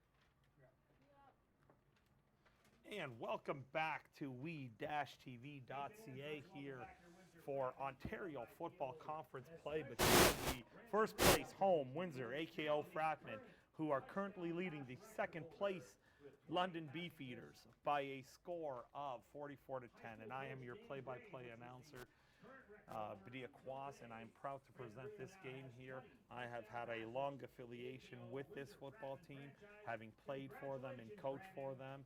And I truly believe that this is one of the best organizations across the country for junior football. And it gives me great pleasure that young men like these here have an opportunity to play. And I really enjoy the fact that I get to come out here and still help a little bit and call these games. And the crew here at we-tv.ca does a tremendous job of bringing us great angles, great shots, all game long. And we are going to continue doing that throughout the balance of the playoffs in hopes of having 3 more games, a semifinal, a final, and the Canadian Bowl, as the Ontario Football Conference champion plays host to that Canadian Bowl. So we are hopeful. We are going to wish for the best for our home Fratmen squad so that we here at we-tv.ca continue providing quality broadcasts to any fan of Canadian football and Ontario junior football and to this entire league.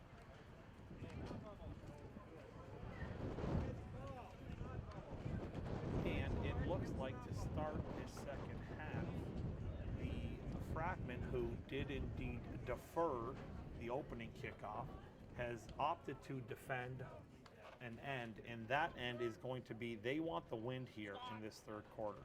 They just want the wind. They want to, I guess, put that proverbial nail in the coffin here in this third quarter. negate any chance of a comeback. Not that one is looking like it's a possibility, but the Fratmen just want to be able to work with the wind here for this third quarter. And my guess is they're going to probably try to get a little bit of their reserves in and get some rest. But that being said, they haven't played a full game in 3 weeks. They had a bye, and they had a situation where a team was unable to field against them last week, and they got a forfeiture win. So here we go. It's a beat with the kick, a high kick right down the middle. It's riding the wind. It gets all the way to the end zone, takes this bounce all the way to the back line, and it looks like we're going to have a conceded single as the ball sailed way too far. There was no defender in the middle of the field, and the ball was bouncing and took a hard bounce into the back of the end zone. So that's going to add a single point to the lead. So that's going to stretch it just a few seconds into this third quarter by a score of 45 to 10.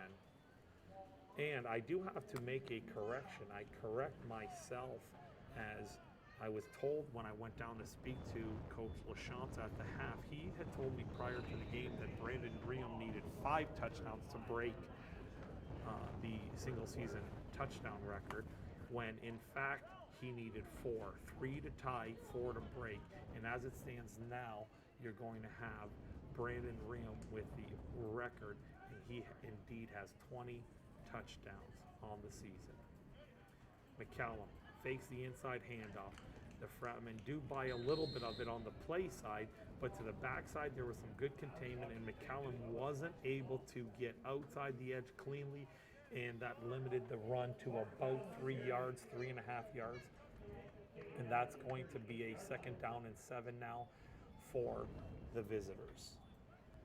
As the sun has continued to shine here in Windsor, Ontario, field level temperature right around mid-70s. Feels a little bit warmer, but this wind is a dominant wind from the south, and the Beefeaters are working into it. McCallum, 3 receivers to his left. High shotgun snap, actually falls into Grant's hands as the running back, and he gets dragged out of bounds at around the 40-yard line. So a mistimed snap, a bad snap off to the right. McCallum couldn't handle it, and it fortunately for the Beefeaters did turn into a turnover as it fell into Grant's hands, but he was unable to get the yards to gain on a broken play like that, and that's going to set up a punting situation here as the Beefeaters have to punt from their own 49-yard line. And not that the Fratmen aren't always alert for it, but down in distance, understanding where you are on the field, maybe the Beefeaters want to show their opponents next week a little bit of something, so maybe be cognizant or aware of a fake, as there's a possibility that they might want to try. They might want to put a wrinkle in, practice something at real no expense. It doesn't look like this game's going to change in terms of its outcome. So you get Quinn Johnson, who does do a rugby-style action, and what does he do? Opts to keep running once he realizes that the Fratmen set up a peel-back return. And by peeling back right away, Quinn Johnson took that rugby-style approach and indeed had that little fake look. He had that run option. And it looked like once he saw that side peeled back, I can get the yardage, he indeed did it. And that reset the chains for them as they cross the midfield and get to the 53-yard line. So kudos to the Beefeaters who executed that. I'm guessing that Quinn had the option. If there was the opportunity to block it, he probably would have just kicked it if he saw that there was a defender waiting there to stop him from short of the line of gain or any pressure to block it. But he realized that the defense peeled off, and he picked up the first down as he scrimmages now with 4 receivers to his left.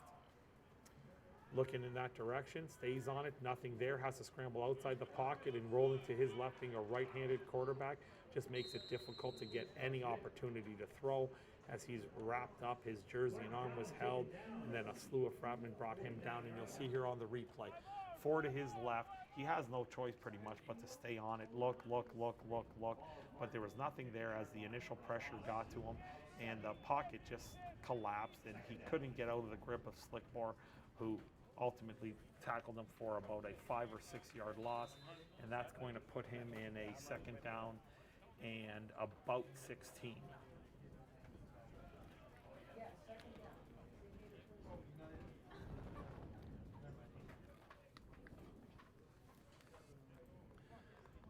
3 receivers to McCallum's right.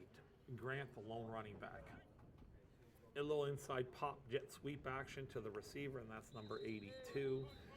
And that is Noah Olenek, who didn't get anything. And then there's some chirping and some pushing, and there was a flag late.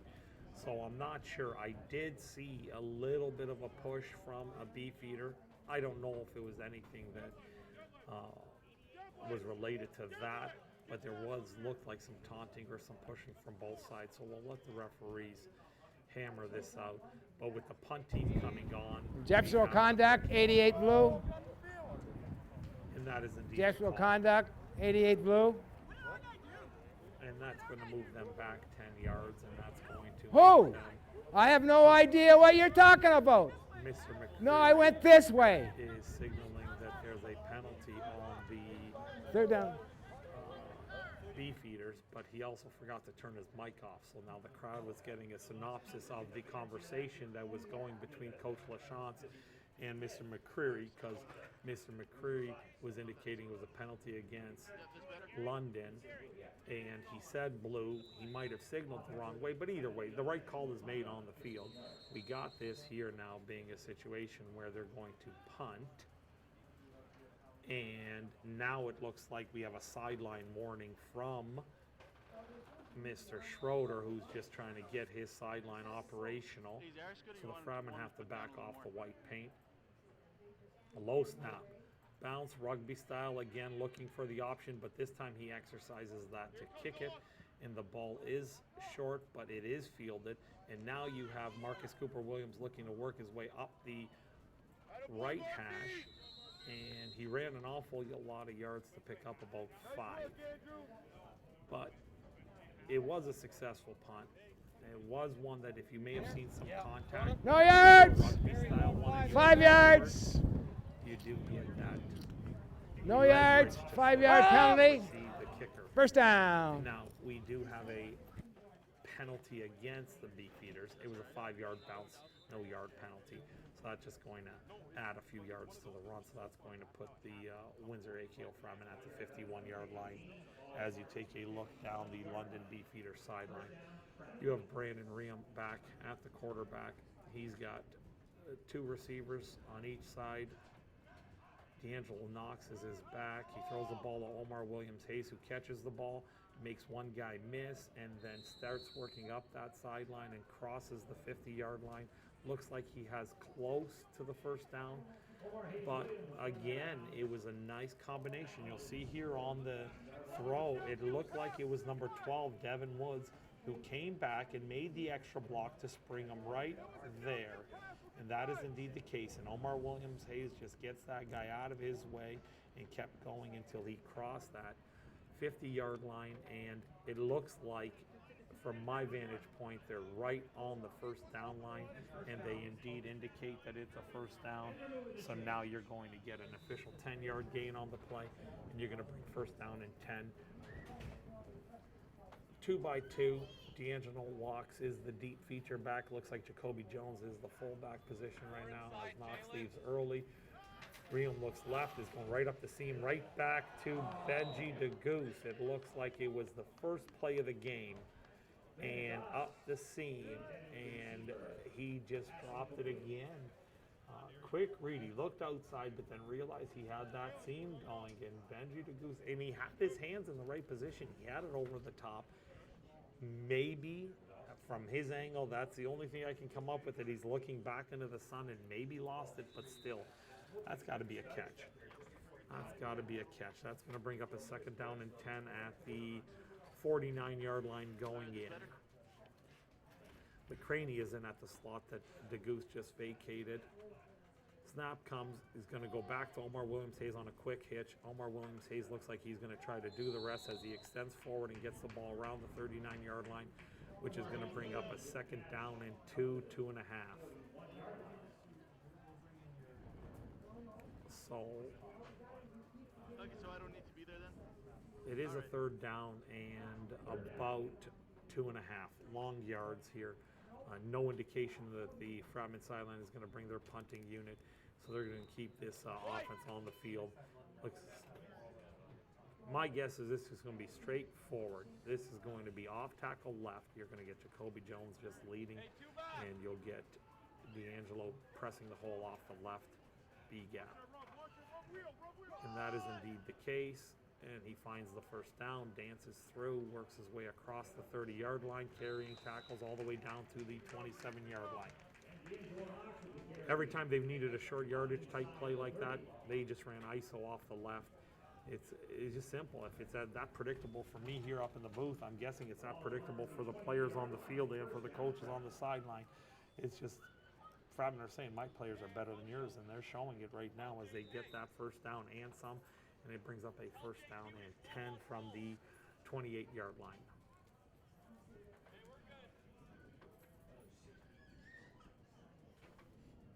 And you do have Devin Woods, who looks like he's lined up deep, but now vacates back into a slot. Looking left, trying to get over the top on a straight go route. And it looked like the intended target was number 24. Number 24 for the Fratmen. I can't tell if that's exactly 24. Oh, sorry, I'm being told that's number 20, Thomas Pouliot, who is the wideout to the left. And he just got held up. It was pretty good press coverage, so he couldn't get a clean release off the line, and that's going to bring up a second down and long. And the Fratmen do indeed have the wind. I would just go right back to the seam here. I would probably try to target Devin Woods, my big, tall receiver, number 12. And I would like to guess that if he has a mismatch on anyone smaller, that's where the ball's going. And he went back the other way looking to his favorite target, and that's Omar Williams-Hayes. And in this case, Omar, he hooked up. He was trying to drive something and try to catch something short of the first down, trusting his ability to break a tackle. But that did not indeed transpire, and then ball sailed on Brandon. He didn't really step into that one. First ball that really sailed on him, but the offense stayed on the field. It looked like the field goal rushed out, but the offense ended up staying on the field. So right now you have a 3rd down and 10. 3 receivers to Brandon's left. You have Omar Hayes-Williams to the right. Liam looking left the entire time is going to go right back to the slot, but this time Brandon McCraney got tied up. But we have a flag. It looked like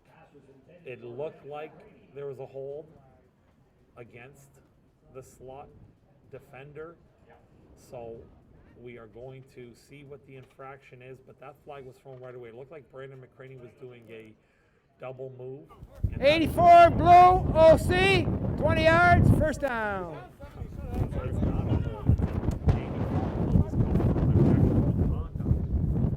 Holding. OC.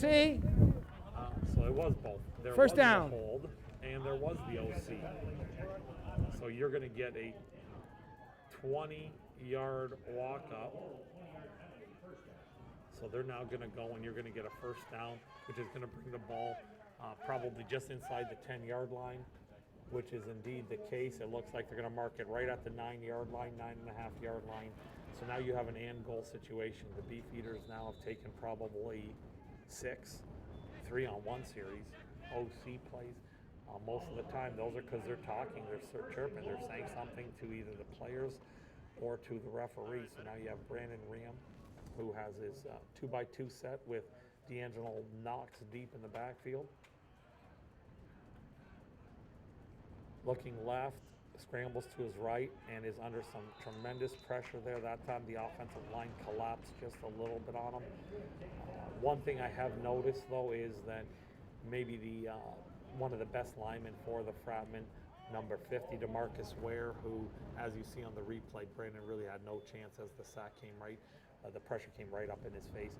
But DeMarcus Ware at the half changed out of his game gear, and he's in his sideline gear, just his shorts and his t-shirt.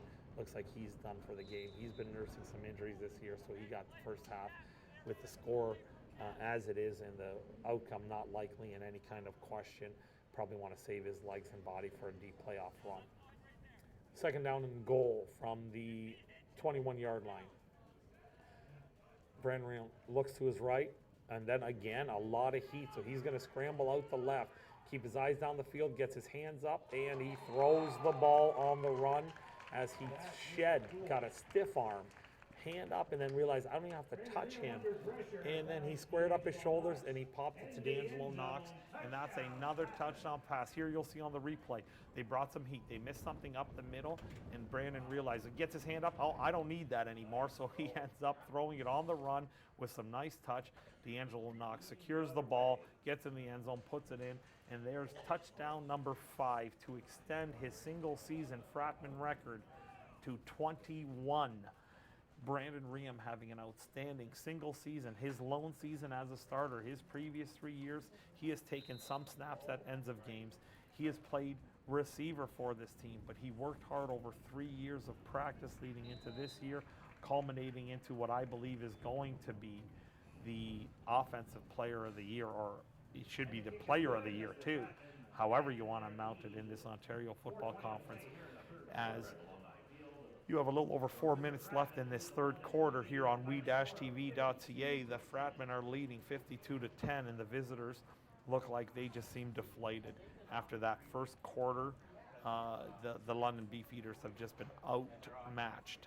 And here we see some little Fratmen fans here in the audience. We had great crowd today. It's a beautiful day here in Windsor. The breeze is keeping everyone cool despite the sun. But there we go. We see a little Fratmen fan right there. It's always nice to see the little kids. And once again, this is Thanksgiving weekend. So from us here at we-tv.ca, we'd like to wish everyone a happy Thanksgiving. Enjoy all that it comes with. And Andrew Beaton is looking quite particularly at his ball. And bent down, crouched down, made sure it was at the right skew. And now he's going to kick this ball. I'd expect that it's going to be pretty high, riding the wind, and that is indeed the case as it gets muffed, and it's now brought out by number 82, who carried it into the end zone, then brought it up, but this is going to remain right there at the 3-yard line, and that was just a mishandle of it. And we're going to throw it down to Aaron right now for a very, very special sideline interview. Indeed, I'm standing by with Brandon Riem, who is now the season holder, record breaker for most touchdowns. And standing by next to him is his former high school coach, Dan Gray. And Brandon, I gotta say congratulations to you first of all. What went through your mind when you heard over the announcer and hear the words, now you're the all-time holder in regular season touchdown? It's exciting. We knew it was coming. We were working hard for it. We knew about it for a couple weeks, and after the forfeit last week, we weren't too sure. But with the receiving core that I have on this team, if we don't set records, then we're not playing good football. And Coach, I don't know whether to say to apologize or whether it's bittersweet, but your emotions seeing Brandon acquire that record. Makes me proud. Great quarterback, great athlete, but more than all, he's just a great young man. And if anybody's going to break my record, I'm glad it's him. And that's one story right there. And Brandon, no question about it, your team has the best record in the OFC so far. What are your thoughts going into the playoffs and trying to get that OFC championship back? Well, the real season starts now. We understand that. We came up today. We're executing well. We'll have a bye next week to regroup, and it's just all locked in from here on out. We have goals, and we're ready to achieve them, so we're going to work hard. We're going to stay disciplined, show up to practice, and come out and play ball like we do every week. And, Coach, finally, what was it like coaching Brandon Riem over his high school days? Pretty easy. He's, again, a great young man, very coachable. He wants to learn. His enthusiasm at practice and games every day is electric. Offside, White. So it was a joy to coach. 5 yards, first down. Big honor right Repeat now. it. Brandon, I congratulate you. Thank you, Coach, Offside, for your time. White, Adidas, 5 we go back yards. to you. First Brandon down, Riem repeat it. is the season holder First for down, most repeat it. touchdowns scored in an AKO Number Fratmen 2. uniform. Thank you very much, Aaron, for that insightful interview. It's great to hear Danny and down. Brandon talk about the relationship. I was fortunate to know and be with the Fratmen as a coach when Danny Gray did indeed set that touchdown record back some years now, and he is a tremendous young coach. He coaches at Massey. I had the displeasure of having to lose in our conference final to Coach Gray and to Brandon Riem. Brandon carved us up, my team out in Essex, in the finals some 4 years ago. Brandon was the class of that game. So thank you very much to Danny and to Brandon on their season accomplishment and on their careers together as player and coach. It's one of the reasons why we do this so often, just to forge those friendships. And as I look down at the sideline, I see Coach Gray there talking to Omar Hayes-Williams, who was one of the other key ingredients to that team. And it's always nice to reconnect with your former players. Getting back to live game action, you have Mr. McCreary indicating that there was a face mask against the Fratmen on that tackle. And that's going to give the Beefeaters a first down. It's going to march it pretty much to the midfield stripe. And you're going to have it at around the 51-yard line 55-yard line, as the Beefeaters now have a first down and 10 with 1:19 left in this third quarter. In Ontario Football Conference regular season finale play between the home Fratmen, who just sacked McCallum again. That is just, he's confused right now. He doesn't know where the pressure's coming from. I had a chance to just talk to Coach Morency at the half, and I said, Coach, it looks like in the second quarter on, quarterback's a little confused. You haven't brought all your traditional pressure up the middle. Front four has gone there, but when you have, and as you see on those replays, that pressure came and he was untouched. That's number 43 making the sack, Blake Ouellette, and he came untouched. So the protection schemes, the offensive line, the running backs don't know where it's coming from, and as a result, they get free rushers coming in there, and that's going to bring up a second down and 15 and just move back 5 yards. Oh, we got 3 receivers to McCallum's right.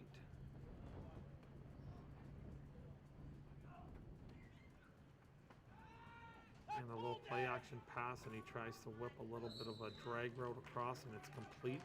And that's completed to number 82, Noah Olenek, who after they do that little inside run fake, they do that quick little peel off drag off the back here.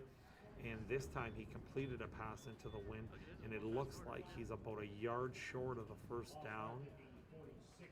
So no question, this being the final play of the quarter, there's no question that you're going to have the Beefeaters going for it here.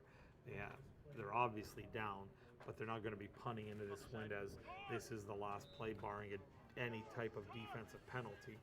And then we'll move into the fourth quarter where the Beefeaters can try to use the wind to their advantage. No personnel changes. Same group for the Beefeaters as they spread out 4 receivers to the right. McCallum comes under center, much like he did in the goal line situation, and he botches the snap. It looked like he wasn't ready. They must have had some sort of touch and go, and McCallum touched, didn't realize that it was the go, and now the Fratmen are going to have a first down. What should be an automatic, a 1-yard wedge forward gain has turned into a turnover on downs, as the Fratmen are going to be the beneficiaries of a botched snap. So now you saw the indication, the final indication from Mr. McCreary saying that, yes, it is third down. It was short, so it's first down Fratmen. Fratmen are now going to have a first down at the 53-yard line going the other way. Now we just got to get the Sticks and Chains crew going. The Sticks and Chains crew guys are the wrong way, and we're going to send this down to a commercial.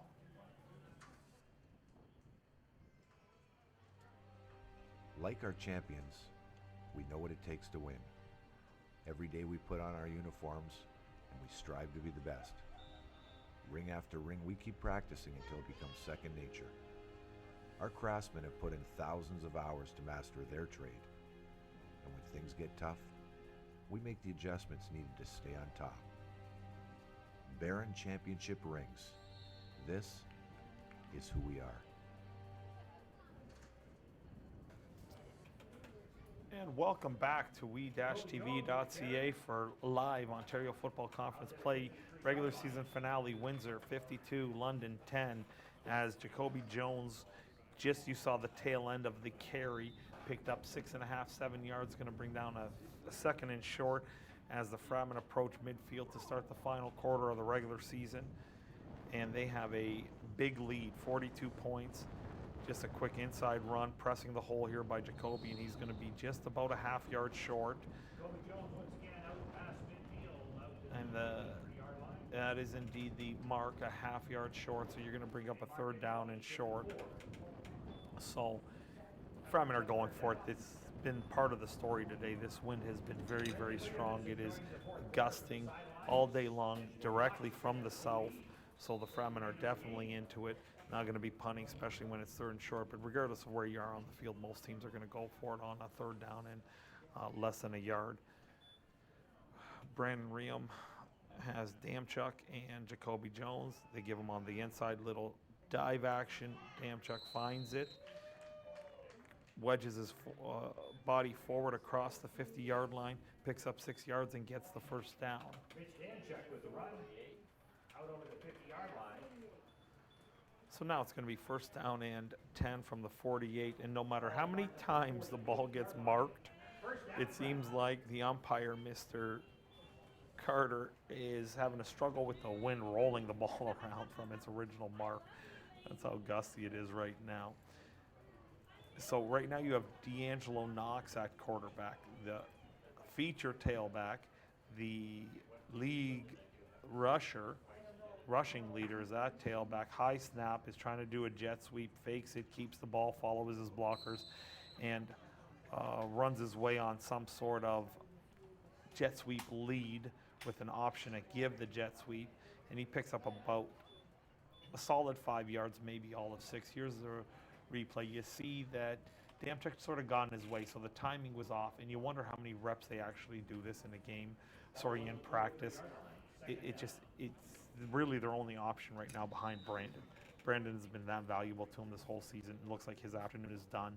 He'll finish the season with 21 touchdowns as the single season record holder for touchdown passes, and that's only in 7 games because he did have one game that did not actually count in for stats as it was by forfeiture.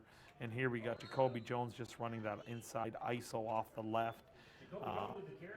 Looks like he got the first down yardage, but he was tripped up, which he angrily spiked the ball down, as you saw, thinking that if he didn't get tripped up, he had a lot of green grass in front of him, and that was the case.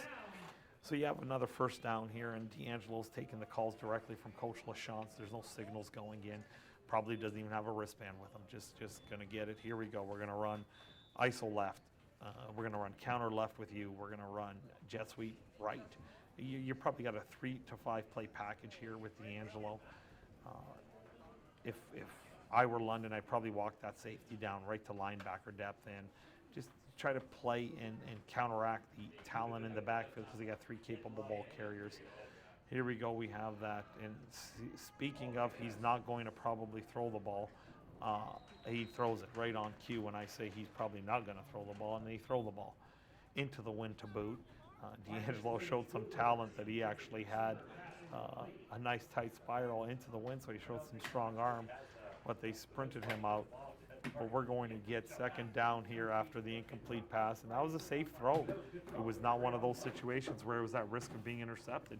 It was thrown high enough, deep enough, just to the sideline where if it falls incomplete, that's okay, but only his receiver was in a position to possibly make an acrobatic type catch. But we do have a Beefeater down.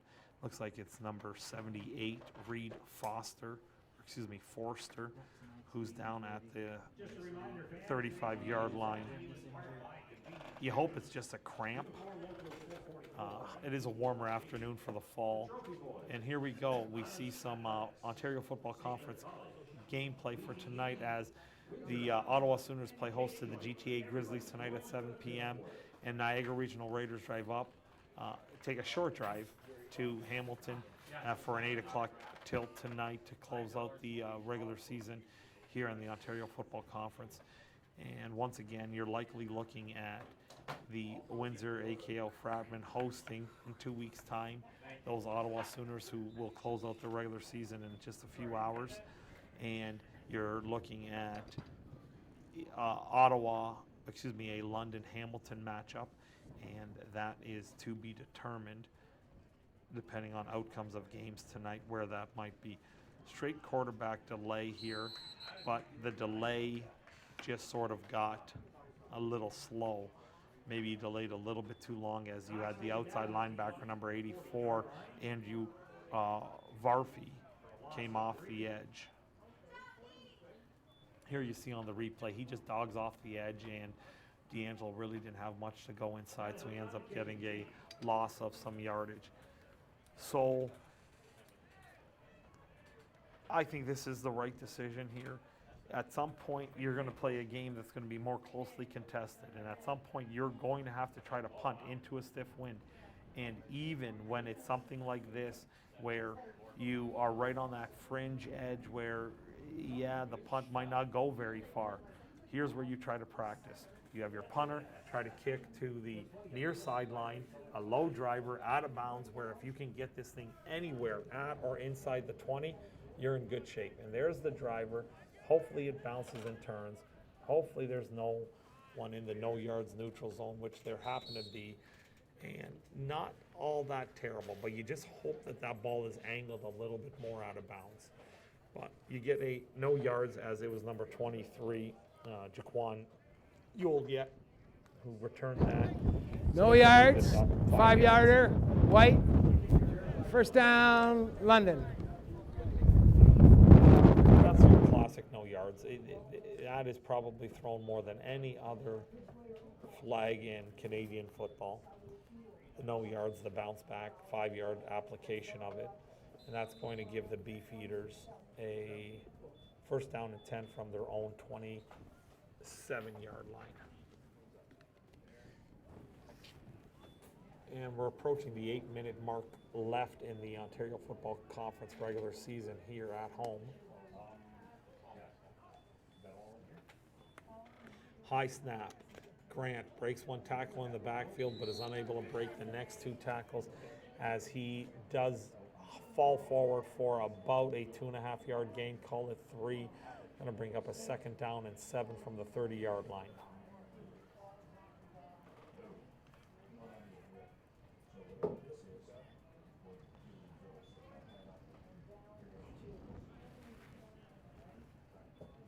No sense of urgency here. I don't think London needs to have any sense of urgency. They're not coming back to win this football game down 42. So get in the huddle, get some practice, get some good play calls in, try to pick up 3, 4, 5 first downs. Finish this game with a good drive. Take this back to your bye week.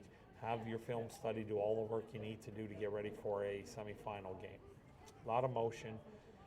McCallum, quick sprint to his left, has an open receiver up the left seam, and that was his most favorite target. He hasn't hit him very often, but that's Spencer Bowman. He has targeted him at least half a dozen times. This time he does get him up that seam for a big gain, which is going to give them a 1st and 10. Here you see a lot of action off the left. They had a short wheel route underneath going, but then they had somebody just going up the seam, and that was indeed Bowman, who catches the ball and gets touchdown by contact at the 48-yard line.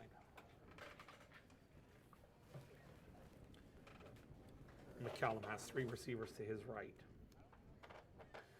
Calling out signals to his receivers. Takes a high snap.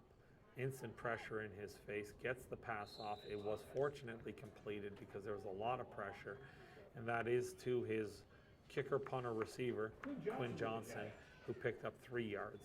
Some gain is better than a loss. There's no question. So that was at least, despite the fact that there have been a couple snaps that have drifted on the center, good job by McCallum to make sure he kept his eye down the field after he secured the ball and found a quick receiver. 2nd down and 7 at the 45-yard line.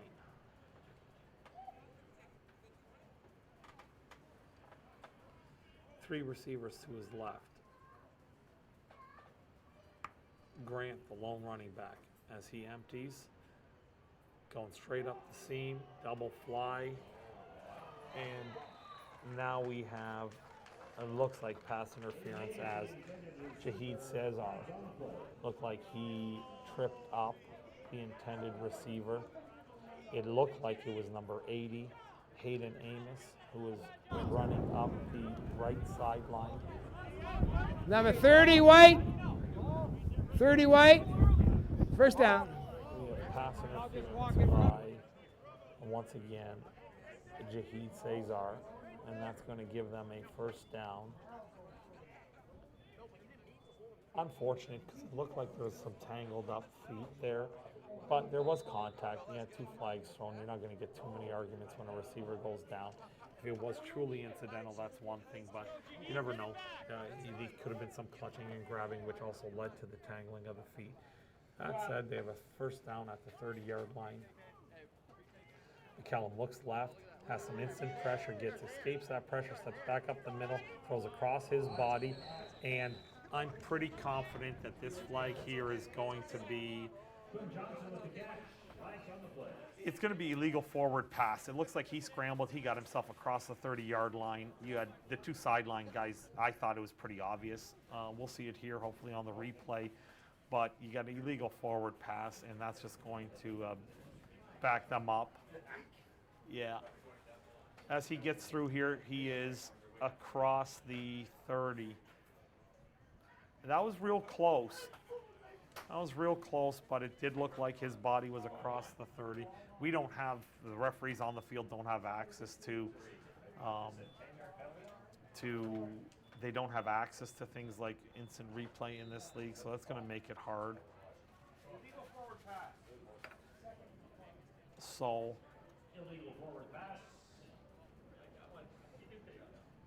we have, it's listed on the game board as 2nd and 20, but the downs box is showing 1st and 20 as we have a deep pass up the left, and now it's intercepted by the Fratmen. So that's a moot point what down it was, but I'll have to get clarifications from the ref. I thought a illegal forward pass also was accompanied by loss of down, but I'll have to ask later. Here we see the replay. The ball is just being thrown up. Just a little too much air underneath it. Not enough zip, but we do get it picked off by the Fratmen. That's number 19, Dante Fornaserio, who intercepted that pass. As the Fratmen offense works its way back onto the field, they're going to have a first down at around their own 13, 14-yard line. Actually, I can now finally see the spot of the ball. As you see in our camera, we have a player being tended to. Looks like he's holding on to his left shoulder, the way the arm is being looked at and tended to. So let's hope that this young man doesn't have anything serious as they head into the playoffs. You want to have your full crew. But the league does have a bye next week. So everyone will have 2 weeks. So I'm guessing almost every player in this league is going to have the long weekend off, Thanksgiving, spend some time with their families, and they're going to be in a position to hopefully get healthy and get ready for what will be for the OFC champion, a host game in the Canadian Bowl. With 4:48 left in the final quarter for both these teams in the 2017 Ontario Football Conference, you are seeing a score of 52-10 for the home Windsor AKO Fratmen over the London Beefeaters. And here we see those OFC standings right now, with Windsor going to improve to 7-1. Their only loss being in intercontinental type play against the Edmonton Huskies. So they're going to be 7-1, 7-0 in Ontario, with the Beefeaters falling to 5-3. The Hurricanes can match that record with a win today as they play the Niagara Regional Raiders, who are 0-7. So you anticipate Hamilton to win that game. And the Sooners play host to the Ottawa Grizzlies, and that outcome is meaningless considering it's going to be Ottawa who comes back. And now we're going to take us back to live play. As the referees have sorted everything out, the injury has gone off the field, and you had D'Angelo Knox, who is lined up as the quarterback and just followed a lead block up the right hash, picked up about 7 yards here.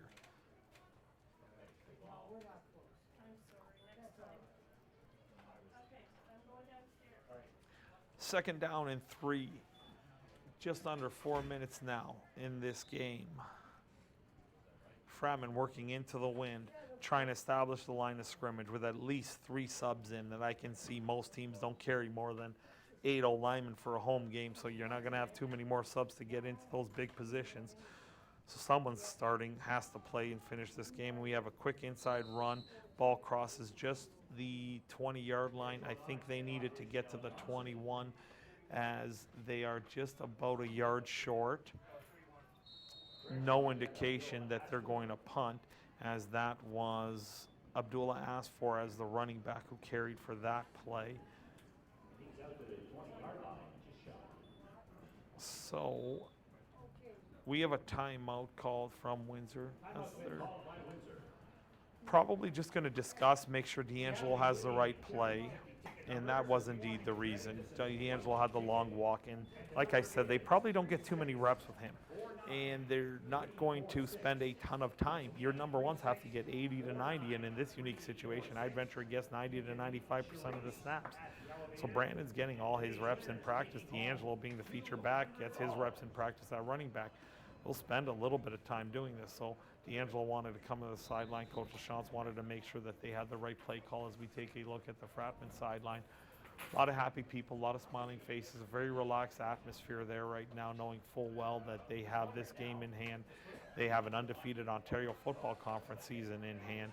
They do indeed have a home playoff game, too, in hopes that they win their semifinal in a couple weeks against Ottawa.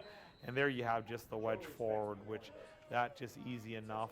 He picked up about 3 yards there, and that's D'Angelo who just took it under center and easily got that first down.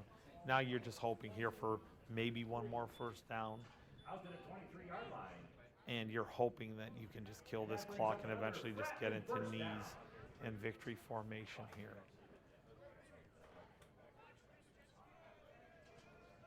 And as the clock winds down here in the fourth quarter, under 3 minutes, D'Angelo Knox hands the ball off. Inside zone running play.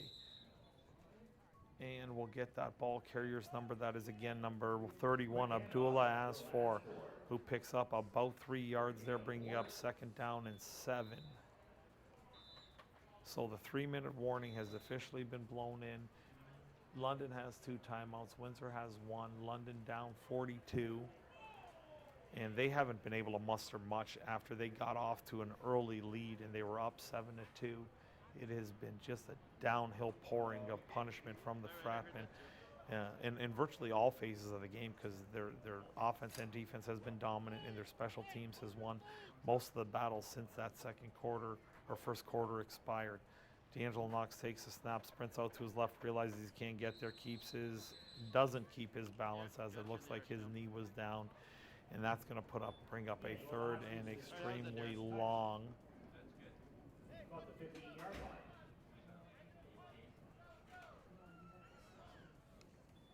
So now the punt team looks like it's coming on as the offensive linemen work their way to the sideline. 3rd and long.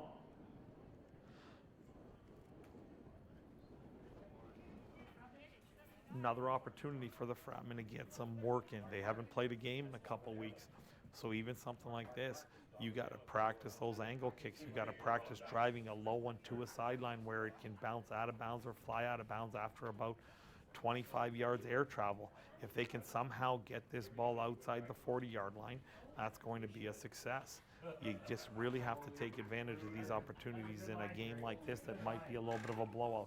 Now that ball hung up and never did get to a sideline, so we do have a no yards call as the Beefeaters just are beneficiaries of a ball that literally bounced back to the line of scrimmage, almost the original line of scrimmage.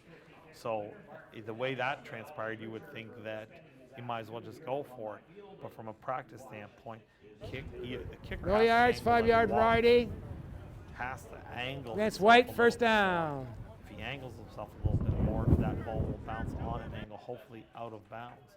But that thing was inside the numbers, and I know the wind's really blowing it back, but that's what a game like this affords the Fratmen, a chance to practice those things.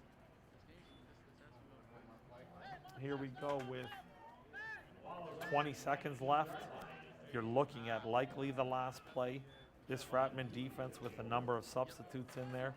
They want the second half shutout at the very least. They want to have some a good finish here as McCallum looks right, quick throw up the B seam to the slot, and we have some contact, but not enough to warrant a flag, and I believe that is going to, well, I'm mistaken. Unless the flag blew out, yes it did. It blew out of my view because the wind carried it about 20 yards. There was a pass interference. I thought there was a lot of contact in that. So that means Pass interference.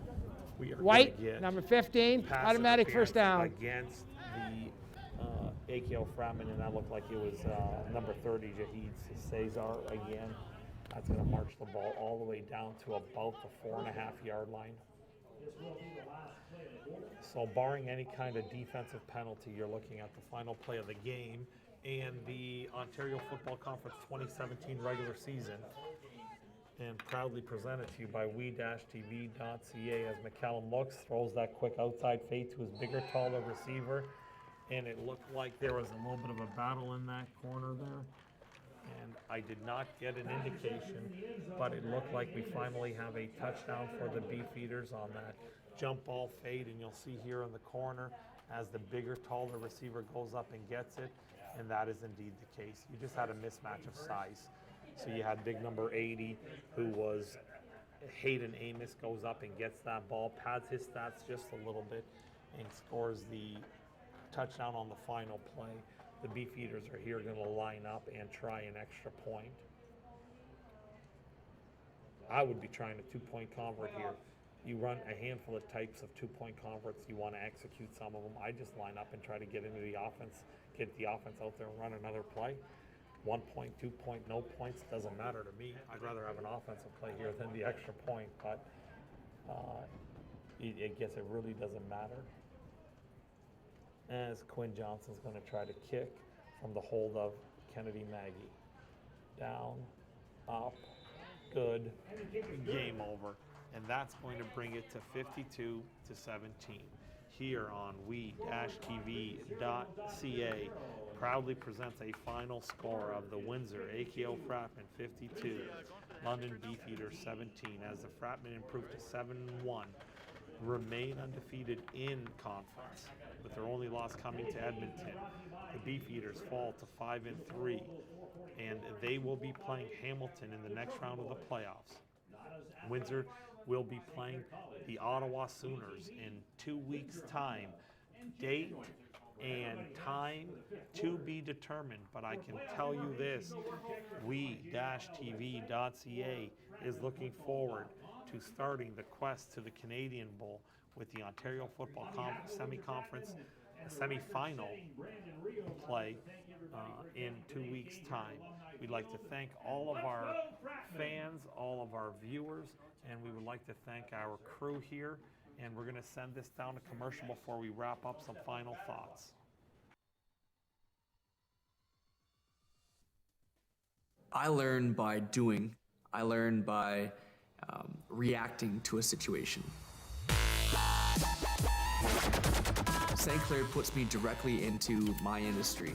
I'm dealing with real patients, real life situations. It's not just theory, it's not book work anymore. I choose to take control of my future, and my path is St. Clair College. I choose to be here.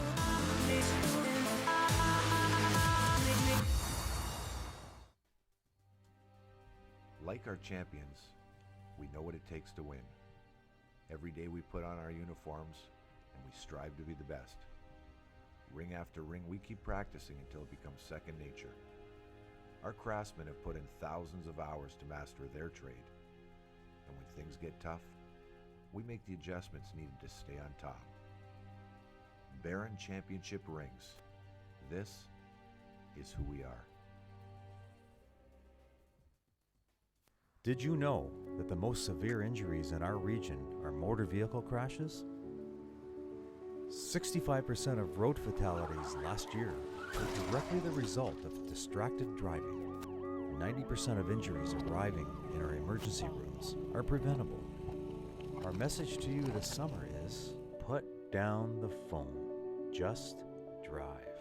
Let's work together to keep our trauma stretchers empty. It's new, it's fresh, it's innovative, it's WeTV. Windsor Essex Television, and you can watch it anywhere. www.we-tv.ca is the place to be. If it's sports, entertainment, or community events, WeTV has what you're looking for. The people, places, and faces of our community are front and center on WeTV. Check out www.we-tv.ca for what's being webcast live. WeTV, we got you covered.